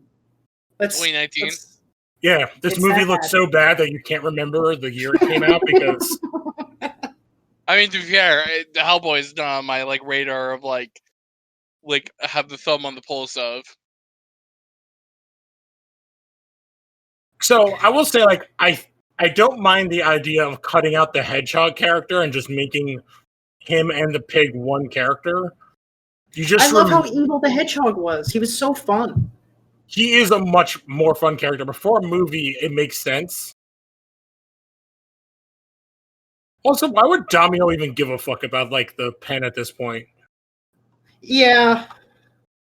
Yeah. But like the pig just doesn't look any better. Again, it looks like bad TMNT work. It really does. I like how he gets naked before. Well, yeah, it's like I'm gonna Hulk out. I want to be able to. I like this shirt. Yeah, Like, that fair would have enough. actually been like a fun line where he's like, "Hold on, I really like this shirt," and then Yeah, he that would takes have it been off. fun. I thought the idea was that the Japanese guy was going to be Lobster Korean Johnson. guy. Well, no, I thought the reveal, because he was like, I don't take the drugs because the reveal, like, I'm Lobster Johnson this whole time. No. That would be awesome. Because at least I would like pull back to like the first scene with Lobster Johnson. Like, who is the Asian guy at this point? He's like, oh, what is he, a werewolf? He's a were jaguar. He's a were-jaguar. He's a jaguar. A jaguar where. But he is a comic character, so like, and that's what he is. Yeah. But it's like they don't set that up at any point within this movie. Yeah, they did. There was a flashback to when she's talking. Where he's like, where there's a jaguar character? Yeah. You see like a glimpse of it. It's when he's in his army clothes in South America. Remember how we were talking about why is England sending soldiers to South America? Yeah, that's why. And that's such a bad one-liner. Can I say, like, at worst, this is what Cheetah will look like in Wonder Woman 2? And I really hope they were like, oh, I want her to be a cheetah person, but like, they need to make her not look this bad. I do not believe that.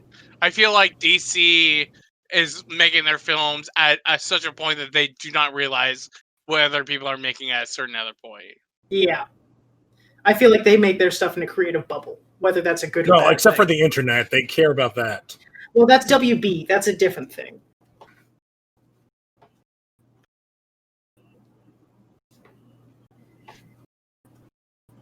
A fucking like were animal and like doesn't do anything within this battle that like pushes themselves like either other way. Can I also say, like, so when he turned into a were animal, he was naked, and they've shown like side boob, so you couldn't make it like Cowboy couldn't make a comment like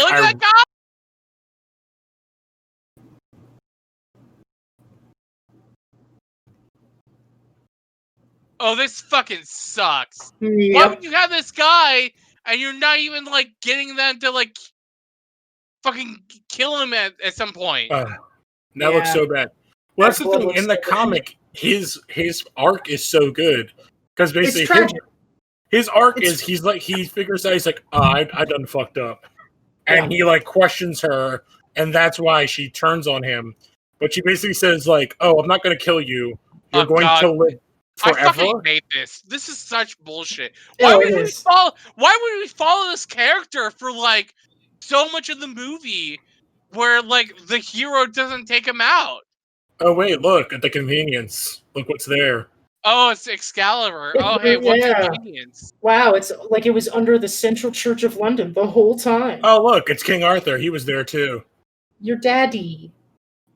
Which, how awesome would it have been to see, like, in a movie, like, all of her monsters, and then the rising of the Knights of England as, like, zombies fighting for good? God, that would have been sick. Because that's what happens in the comics, John. Like, yeah, like all of the I can't remember what is the term they use, Connor? Like all of the glorious dead of yes, the glorious Britain's because rise up. because then they're like because they go to a church and there's like one tomb not open. They're like, oh well, they're like they say in the history books this, but like rumors are that this guy was like a fucktard and like a traitor, and his family paid for him to be buried here. Yeah.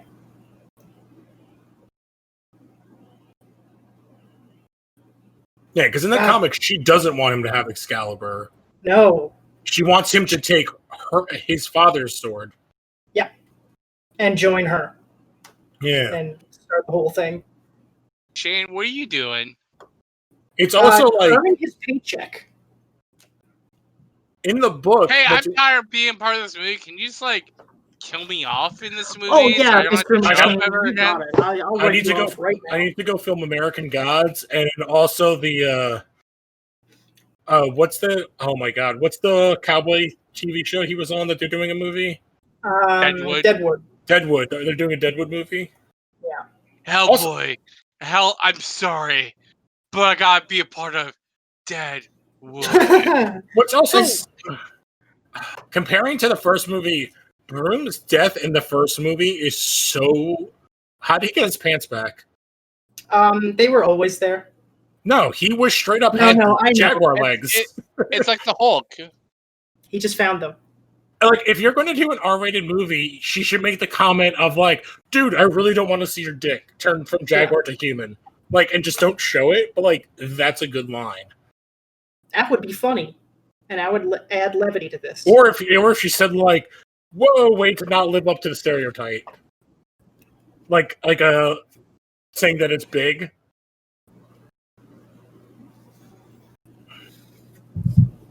But yeah, also in like the comic, so Excalibur doesn't turn like they combine the two swords in this, which is dumb. Mm-hmm.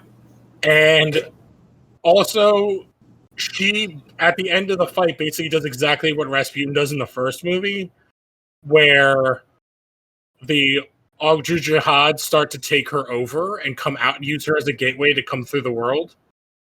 And that lion growl is horrible. Does he look worse than the Beast in the Beauty and the Beast live action? I can't compare. I haven't seen it.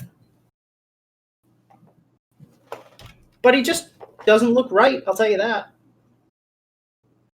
So, but this is the best he looks in the film, though. But I do agree with Siler where it's like they ugly up his face too much. Oh, Damio, I have that weapon. Oh, that is he Chekhov's gun. Yeah, is he all CGI? Yeah, this whole scene is CGI. Yeah, 100%. I was gonna say like, oh no, wait, this is all just bad CGI here. No, this is where $25 million went. Oh, I forgot, but like when we watched in the Luchador thing, Legends of Tomorrow did an episode of that, and it was really fun. Better than this. Also, I feel like a lot of these creatures here are like bad Guillermo knockoffs. Yeah, they're all creatures that you see in the comic that are like just one-off creatures that somebody drew as like, oh, here's a monster. Yeah. And it's cool to see them moving here. This one has a hand dick. It's a dick. I can 100% tell you this. This is Death Plus, which is like an anime, like a fucking cringe-worthy anime, where like a bunch of like monsters like show up, start killing people in like really gross and like disgusting ways. They'll like be like adult and like watching this shit. Like this is 100% Death Plus. That one that was in like that took down the London Bridge looked like a bad Evangelion knockoff for one of the angels.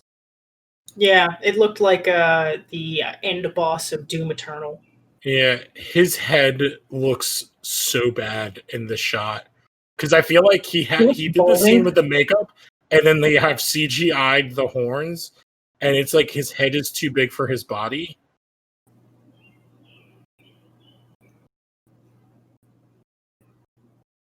They also... This is like a dumb thing to say. Bullet one last time. Yeah, this is a dumb thing to say, but I don't like how they remove all of her agency. It's actually in the comic awesome how much of a villain she is. to the very end. And in this, they're just like, oh no, she's just trying to find a master, kind of.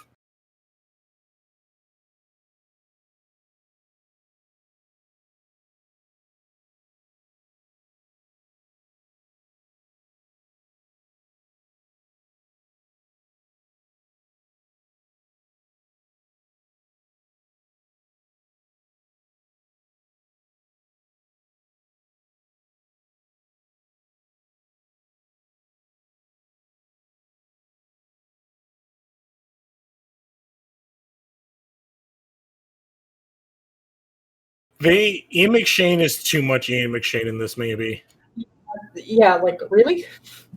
Like, I feel like he should be much more proper. Like, I think you were saying it before. He's too Irish. Uh-huh. I like the idea of Broom as a professor, like much more of an intellectual. Yeah, like no, Ian he McShane he's too Okay. badass. Yeah, Broomholm is like a very chill, intelligent dude who just like gets very sad the older he is. And that's how Hurt played it. And I feel like Ian McShane's just being Ian McShane, and I don't think it. He also doesn't get a lot to do. He's in like 3 scenes. Yeah, 5, I think.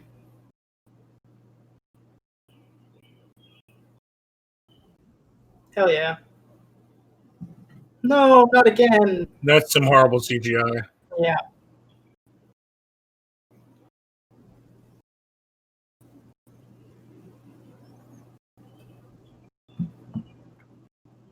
Yeah, so like in the comic, like we've talked about, the world basically ends at this point. Yeah, this is when everything starts to like. The thing with this is like even when in the comics, Hellboy would have said like, yeah, I started the end of the world. I killed her though, and I fucked off. Those monsters wouldn't have gotten sucked back. They would have stayed here, and that's the one thing that kind of annoys me is like there should be some permanence to the story overall. Also, like everybody saw this. I also feel like we got that exact same shot in the first movie with Perlman snapping off the horns, and it's so much worse in this. Also, why is this crack to hell still open here? Because he said so. I don't know. Bad joke. But again, like I feel like this makes this they burn out this character who's super interesting in the book. Because the way she goes out in the comic is like she's like lost all of her agency, so she fights against it, and that gives him the opening. And then she's like, I fucking lost, but I'm not gonna like lose and go to hell on my own. And that's when she kills Hellboy. Yeah.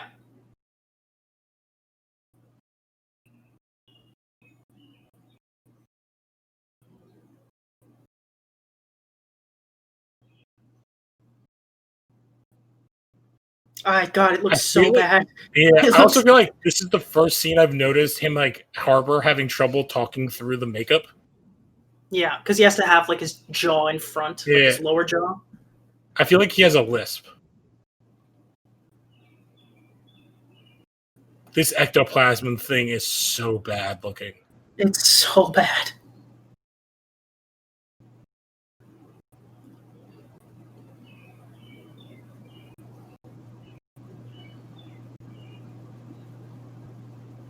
Like, it's goofy. Like, it's like an umbilical cord, but then it's like a decomposing upper body, but your head is fine. Yeah, it's really wrong. Because it's obviously like they did like a mocap thing with him because the way he's moving his hands. No, they're just using his face. Like you can tell very clearly that the only thing there is his face. Everything else is yeah. Oh, yes. But I'm saying like somebody was there. Oh, I see what you're saying. Yeah. With the hand, at least the right hand. Like they did something with that, but like the other stuff is just bad. And I get the idea of having like a visual representation of like her powers. But I think it would have been just as good as if like her eyes rolled back and like she just in like a weird trance and you heard his voice through her. Yeah. And now you could have saved like a bunch of money. Or you could have just done like a ghost. That would have been cheaper. Yeah. Or you could have just done like a what do you call it? Where it's like kind of like speaking in his head. Yeah. And it's weird that they kind of are like creating sexual chemistry between Alice and Damio. Hmm. Because And so I don't know, man. Alice leads the cavalry and saves Britain. That's her story. She's gone. She yeah, because saves. she's not a BPRD member. She's just a person. She's just a lady, But like, a all person. right, so Okay, hold on. This is the end. We're almost there. another Chiron.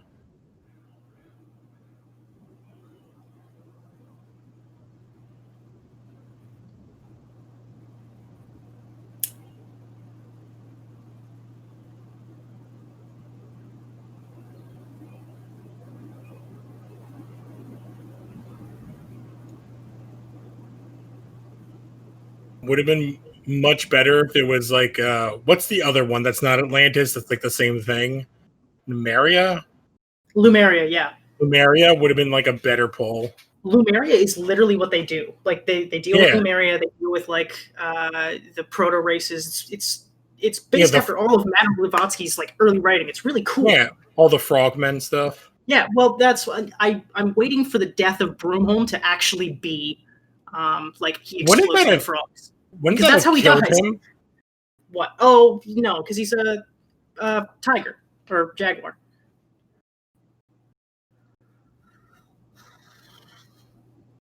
Oh my god. So they paid for 2 songs in this movie, and one is for a bad ending montage vignette. Mhm.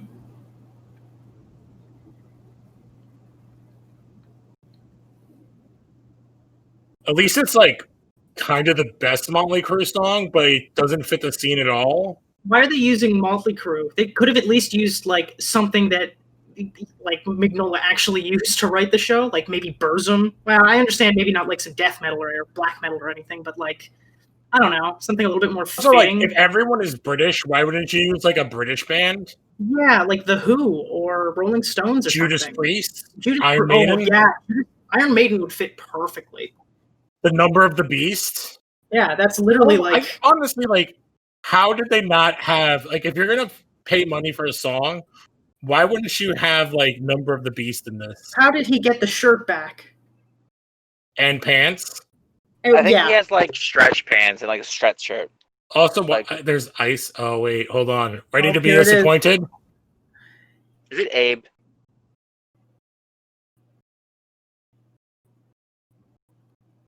Hand. That's it. Wait. We'll never know. No, there's more. Is there? Oh no. Yeah, I'm gonna skip Oh. through it though because there's a second after. There's an after credit scene. So Okay, yeah, go to the if you're credits. watching with us, I'm going to jump to it. Yeah, we're done now as far as like the movie goes.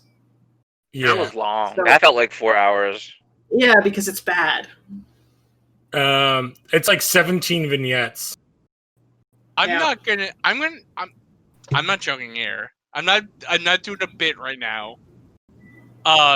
I saw like the giant fight scene was about to happen, and then like I went to basically like go get a glass of water, and I came back, and the movie was over. Oh, that's nice. That must have been a nice little treat. The only No, part that it I wasn't, liked. because I feel like there was like I'm not joking. I feel like there was like another 10 minutes of this movie. It just ends. What the Yeah. fuck? What did I Right? miss? Oh Right? wait, Nothing. here's the after credit scene. So we had the first setup for our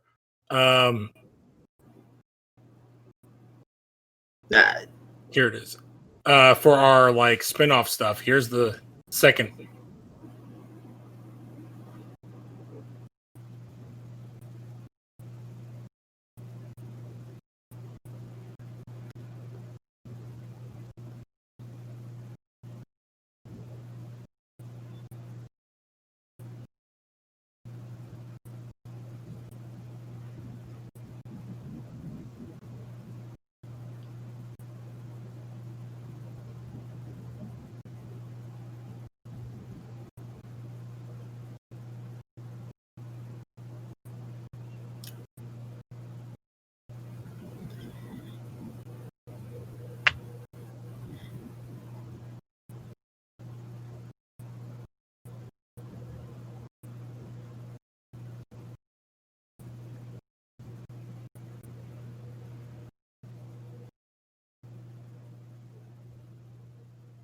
That's so bad because, again, in the books, No. that was the big bad.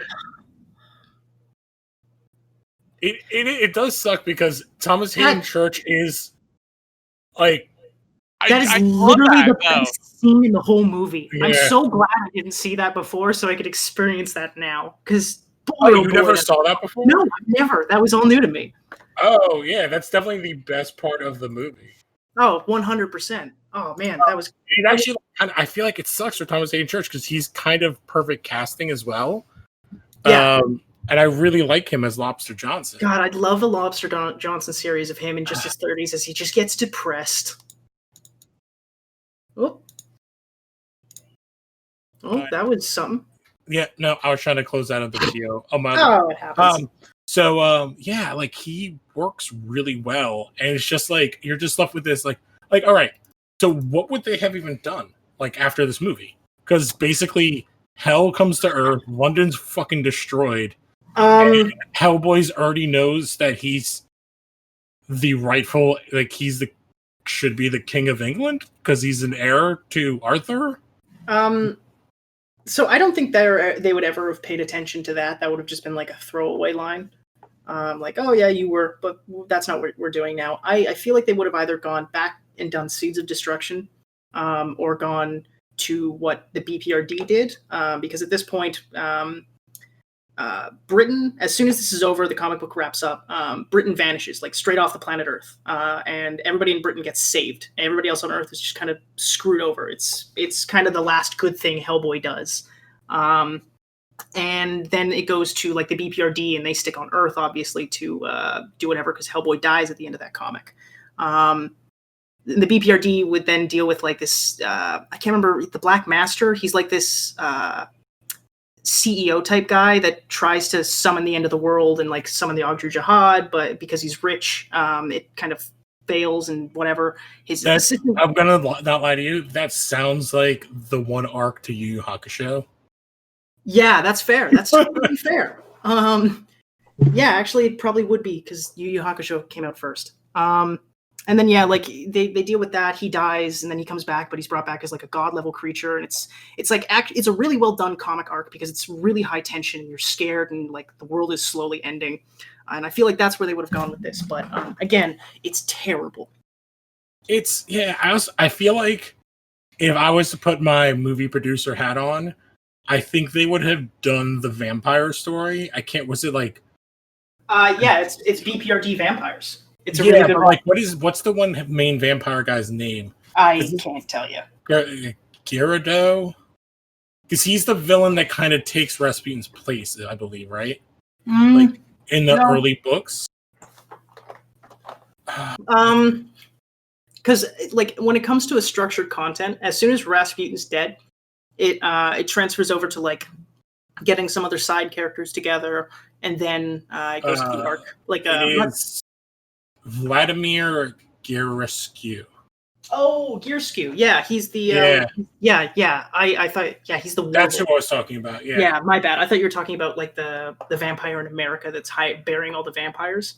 No. I was talking about Gearskew. Yeah, where he's kind of like, he's like a French vampire, but he's like their version of the original vampire.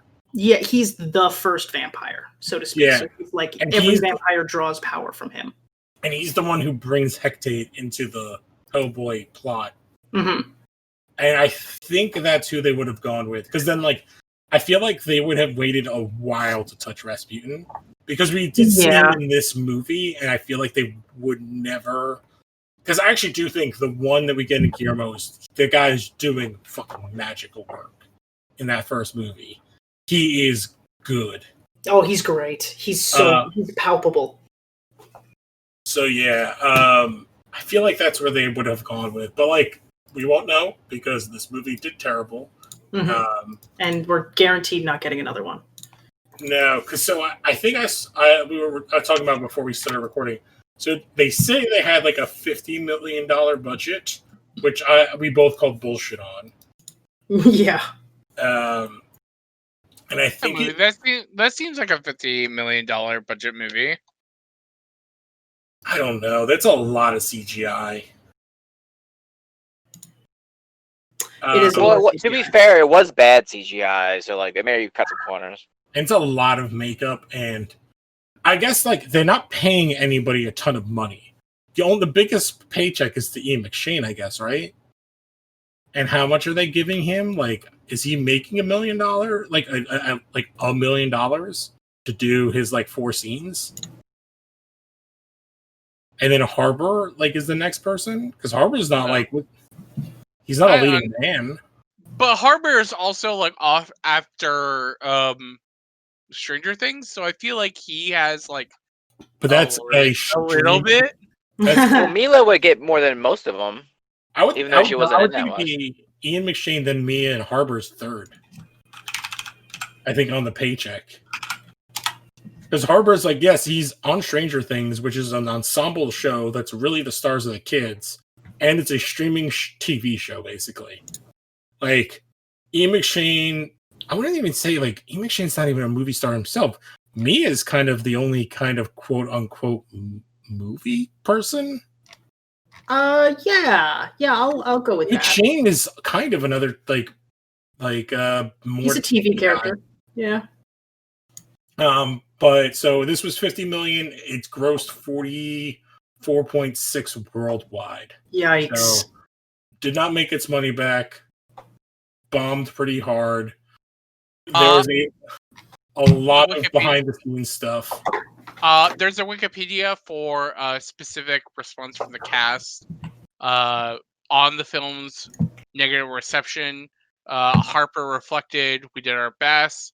There's so many voices that go into these things, and there's not always going to work out. It's like I did what I could. I'm proud of what I did, but timely, I'm not in control of those things."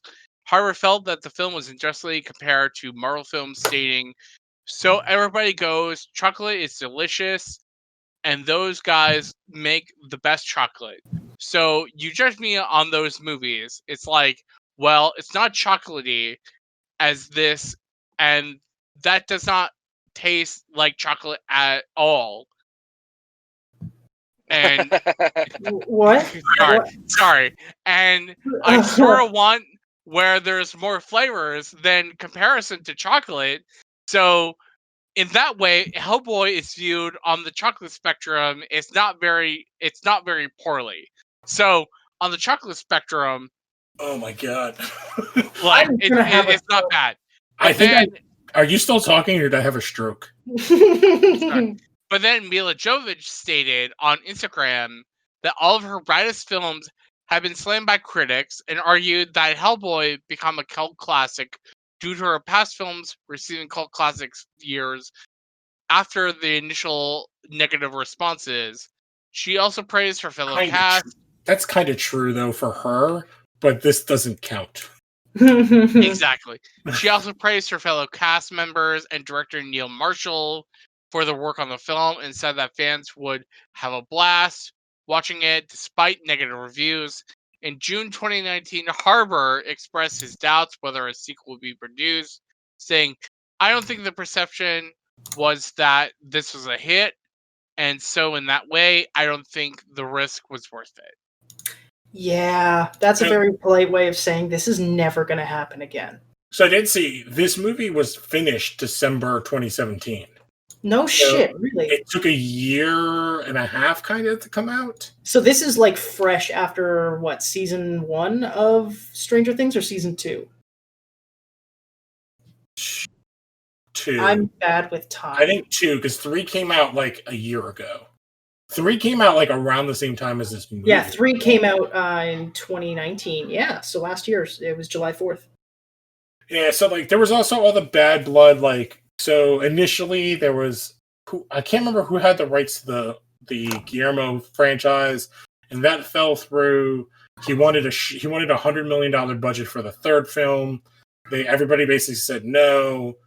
Mignola basically took it and wanted to go to somebody that would do different, and he was like, "Oh, I want to bring someone that would bring out more horror elements," which they did not do at all. It's actually, I would say, less horror elements in the yeah, no, it has like that one moment that we brought up that was like, wow, this is kind of a horror movie. And then Yeah, but like when they walk into the building and there's just dead bodies everywhere, but I Yeah. feel like it's more grotesque and less horror. No, totally. And the special effects are horrendous. Like, I don't. Yeah, I feel like this movie's not badly directed and not badly acted. It's not really badly cast. It's poorly written, and the CGI is like the special effects are horrendous, and the character designs, besides Hellboy's fist, are horrible. Yeah. Hellboy's Fist, thumbs up. Cool idea. I like that it sticks to the comic book accuracy. And it I do have to say though, one of the things I noticed, which I brought up when we watched, is like in the other one, Perlman's like doing stuff with the hand. So I feel like they made a practical glove thing for him to like fuck around If I remember correctly, there was like a little lever on the inside of the hand that he would squeeze, kind of like those trash picker-ups or the dog. Yes, I know exactly what you're talking about. If I remember correctly, he had something like that would close the hand, and he could do it like you couldn't pick things up, but like you could close it around stuff and make it look like it was natural. And they like never do. Like it looks like he has It's very, very static. like a Thanos glove that you bought at Target. Yeah. Like, but like the design is cool. It just looks dumb. Yeah. Like, on him. Which it doesn't help that he looks not good ever. Like he never looks great. Well, my theory behind that is, especially the face and how angular it is, they're trying to make him look like a Mignola drawing, where like he's all about straight, thick lines, very like simplistic, very like angular. But when you put it to real life, it looks awful. I feel like you're giving them too much credit. Maybe I am, and that might be because I want something out of this. Yeah, like I feel like to me, it's more to. Harbor is too pretty, and they're trying to make him more distinct from Perlman. Because Perlman is basically Perlman painted red. And like they have like almost no prosthetics except for like the sideburns and the beard. Like the soul patch. Like Harbor is covered in fucking like prosthetics in his face. So, I don't know. Like, it's a bad movie. It's a bad movie. I think at the end of the day, you just summed it up. It's just a disappointment. I just don't. Like, at the end of the day, it's like, I don't understand, like, it's like, oh, like, if you're, like, a creator of a comic, and you don't like the first two, I think like, it's not that he doesn't like celebrated them, reception films. Like, I don't understand like why you would do this film that would go directly against like what people want out of that franchise. I think like, you described it well there, though. It's like it's so far off of what he hated of the first movie, where this movie is so different for so many reasons that he was like, yeah, okay, let's do it. Like, there's no way you can confuse this with but it's like you've like basically killed the franchise of like what people liked about that film. Like we all just saw this film and we're like, this is like 3 to 4 different storylines shoved into one movie that don't make sense thematically. And it's like, why would you do this? Yeah, I feel like and you would think like a storyteller for a guy who's worked with this character since like I'm not gonna like pretend like I feel like Hellboy debuted in like 1991, 1993. I feel like he's been working since like the late 80s. And you would think like this character, he would know like bone and soul. And then you watch this movie and you're like, I feel like this is being told by someone who just does not get how movies work, how characters work, or how this personal character works. Okay, so he's been doing art since 81. Like paid art since comic book art. I'm talking specifically Hellboy. Because it's like, this is his Hellboy is 94. I think it's 94. And it's like, he's known this character for like almost like 30 35 years. years. Yeah.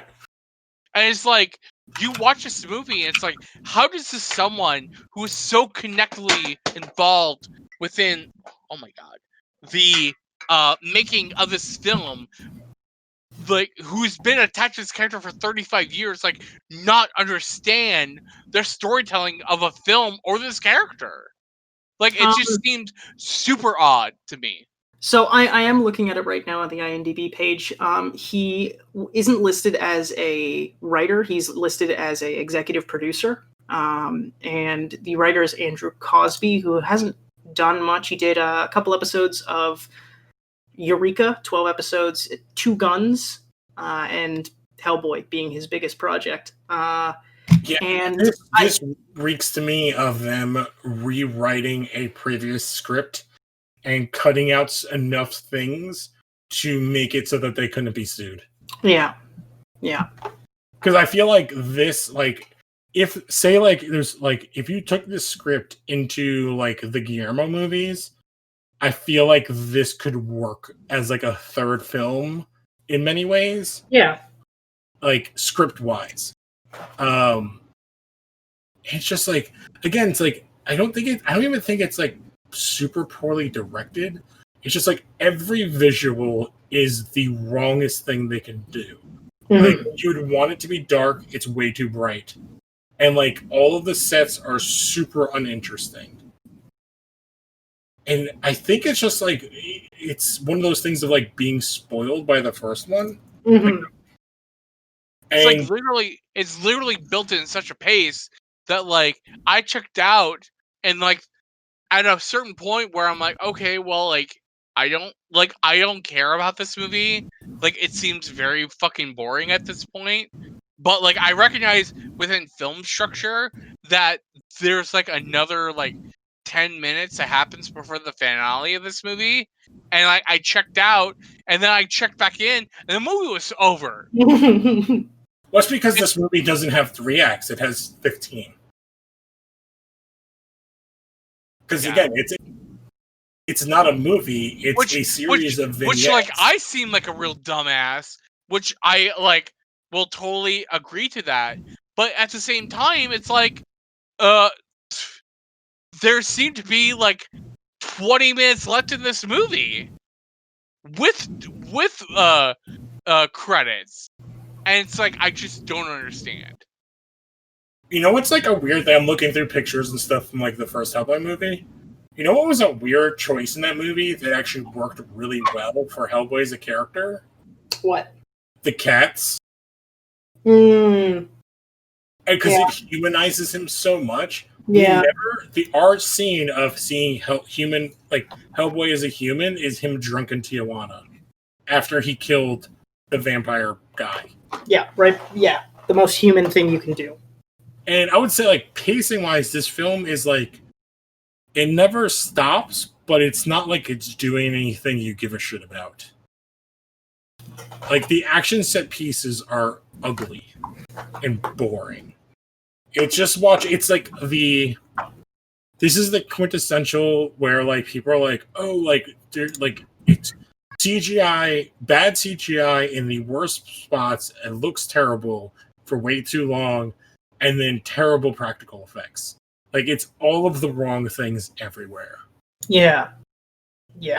Because, like, all the fight scenes are just straight CGI. They're like the end of Black Panther, like, where it's just like we're watching PS3 graphics. Mm-hmm. You remember how in Cats we were talking about how this is a good movie buried behind some bad mistakes?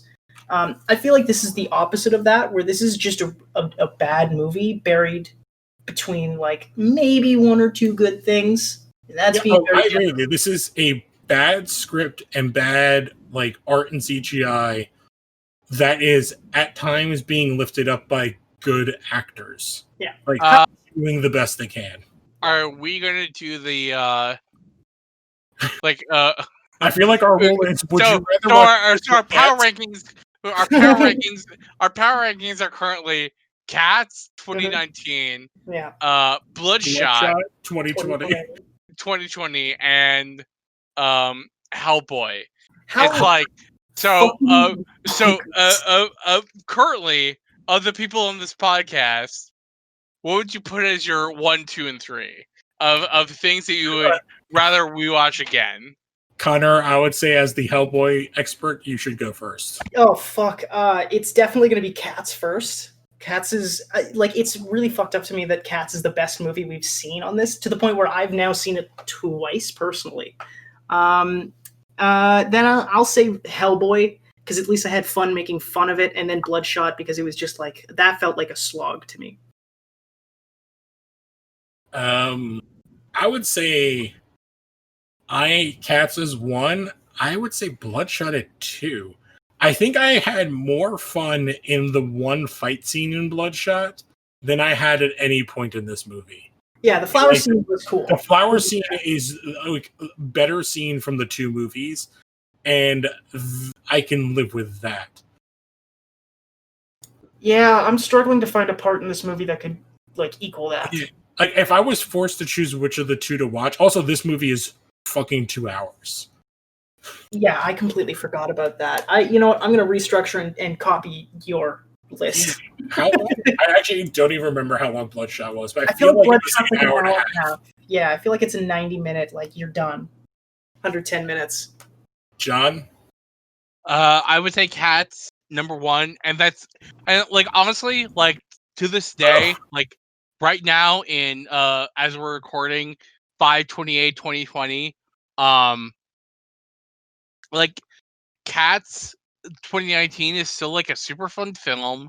Like it's at least catchy and kind of fun in like a really bad way. But then like I feel like if you can skip those 2 bad songs, it's like a much better film.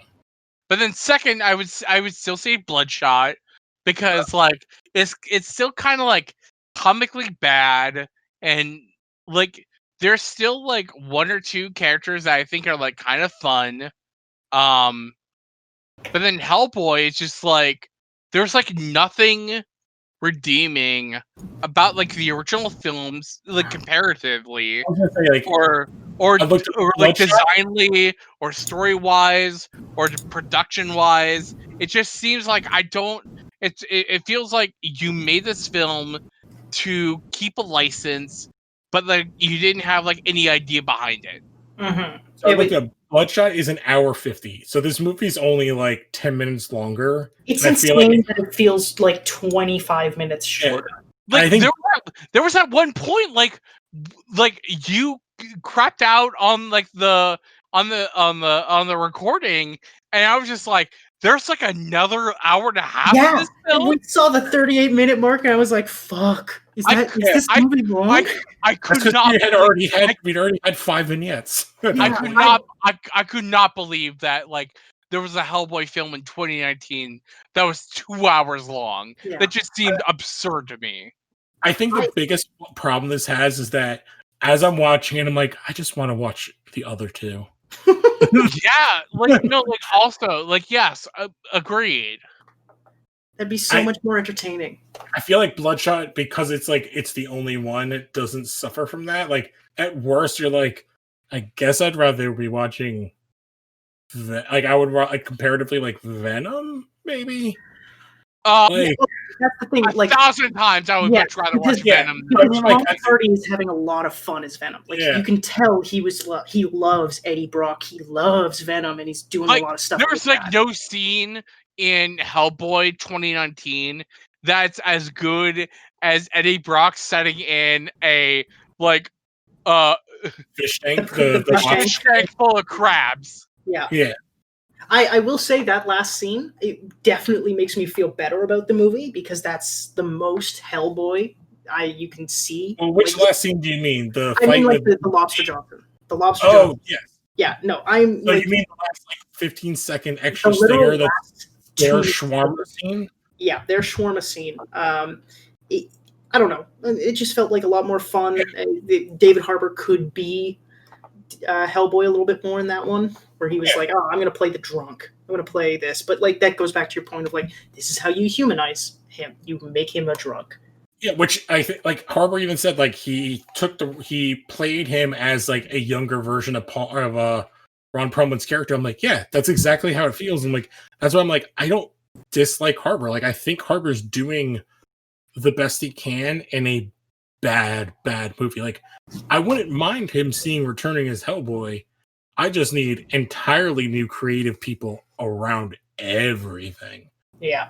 And again, like, if they started with a period piece of like young Hellboy doing the like Rasputin thing in like the 50s, and each movie jumped a decade, that would be interesting to me. They should show because Rasputin doesn't become a big threat because he dies, like no matter what, even in the comics, he dies right in the 50s, so he doesn't become a threat until the 90s again, when Brudenholm actually resurrects him, which is one of the cooler ideas that they also left out of the original movie. But I'm digressing. I think it would have been much more interesting if they did, I don't know, something like that. But I don't know. It's just a lot of future proofing and like, oh, I wish they would have done this. I wish I could have seen this. Like, I wish we could have seen like there are some great stories. Like I don't know if you've read the anthology, like the 50s, 60s, 70s. I've only read I think the 40s to 50s. I think I've read the same thing. But like that's what I'm saying. Like I feel like to me this movie suffers from trying and like I feel like there's not many comparisons. I guess like the two Spider-Mans, the Batmans, Man of Steel. What else have we gotten like multiple like quote unquote comic versions of? If I missed any. Daredevil, technically. Yes. But I think Daredevil gets like the reverse where it's just like, oh, the other one's so bad. Yeah. Like, and it's like what we'll see like with the X-Men whenever they pop up. Oh, with the Fantastic Four. Like, I think this wants to do what Fanforstic seems to have gone towards, but in all of the wrong ways, and it learns all of the wrong lessons of Deadpool. Like, I think, like, Siler, you've talked about it, like, these companies, like, taking the, like, from the R-rated comic movies, like, this is the movie that did all of the wrong, like, they learned all of the wrong things from Deadpool and Logan. Absolutely. Like even like watching it, it's just like, oh, like here's like the super violent part, here's the super funny part. It's like they like they were like it's like they filmed it and then they had like studio notes where they were like here are the devil parts because it's like that's what's popular right now, and we're gonna do like rated R superhero comedy parts, and they like filmed it second wise, and it just like doesn't work at all. Yeah, because like I was reading, and McDonald's like, oh, we want to lean more into the horror and less into superhero. I'm like, this does the opposite. I feel like it leans less into the horror, and it's like he's a bumbling superhero, kind of. It's bad. It's just bad. I'm trying to find more words to just say it's bad eloquently, but I feel like we've just spent the last like 30 minutes talking about how shitty this movie was. Yeah, like I'm trying to think of like how to like say it's like it's I would say like here, let's close it out with this. Like, would you recommend it for anyone to watch, and even like this kind of goofy version like we've watched Bloodshot and Cats? Yeah, I would, because like I said when I was ranking them, I had fun making fun of it, but like the first time I watched it, it was bad. It was a bad movie, whatever. The second time I've now seen this movie, it was so boring that like it was hard to pay attention. That's why we got caught up on those tangents where we were talking about other movies or or whatever. Yeah, I can't agree with you. Like the first time I watched it with like a jaw dropped of like, what the like this is atrocious. I like, want to show someone else this movie, and then now that I've seen this movie with you guys, like I'm good for a long time. I don't need it's like 2019's Hellboy for a couple years. I feel like it. Go ahead. Like no. So like I joked at the beginning of this, like, and like it's totally true. Like I was not prepared to watch Hellboy tonight. And like usually like to people behind the curtain, like I'll have like the Wikipedia page, the IMDb page, like the history of the page. Like I'll try and like do my due diligence as like a researcher to like know about like what this movie is and I think like regardless of any of that, like this movie like still would have left me lost because it's just like even watching it, I was just like I don't understand like why they're doing like this story and this story and this story because by the end of the movie, without like even like watching the last like 5 minutes of the movie, like it still doesn't make sense. Like, Mhm. why do they do this giant like pro wrestling scene that doesn't seem to have anything to do with the rest of the movie? Because Like, that issue why do came they out in between the other stories. like why do they do this giant hunt like scene that like I guess has to do with the film or like do with the comics because that takes place within that period and like I guess like explains like why like the Blade Queen is separated within parts, but like at the same time like it takes up so much time in a period of the film that's like why is this here? Like I just don't understand. And there's no answers for you. Yeah, So- no, it's just silence. I feel like we could keep going on forever about like just our dumbfoundedness at this film. But let's do some plugs and get out of here because it's almost 1 a.m. by me. So Connor, do you have anything to plug?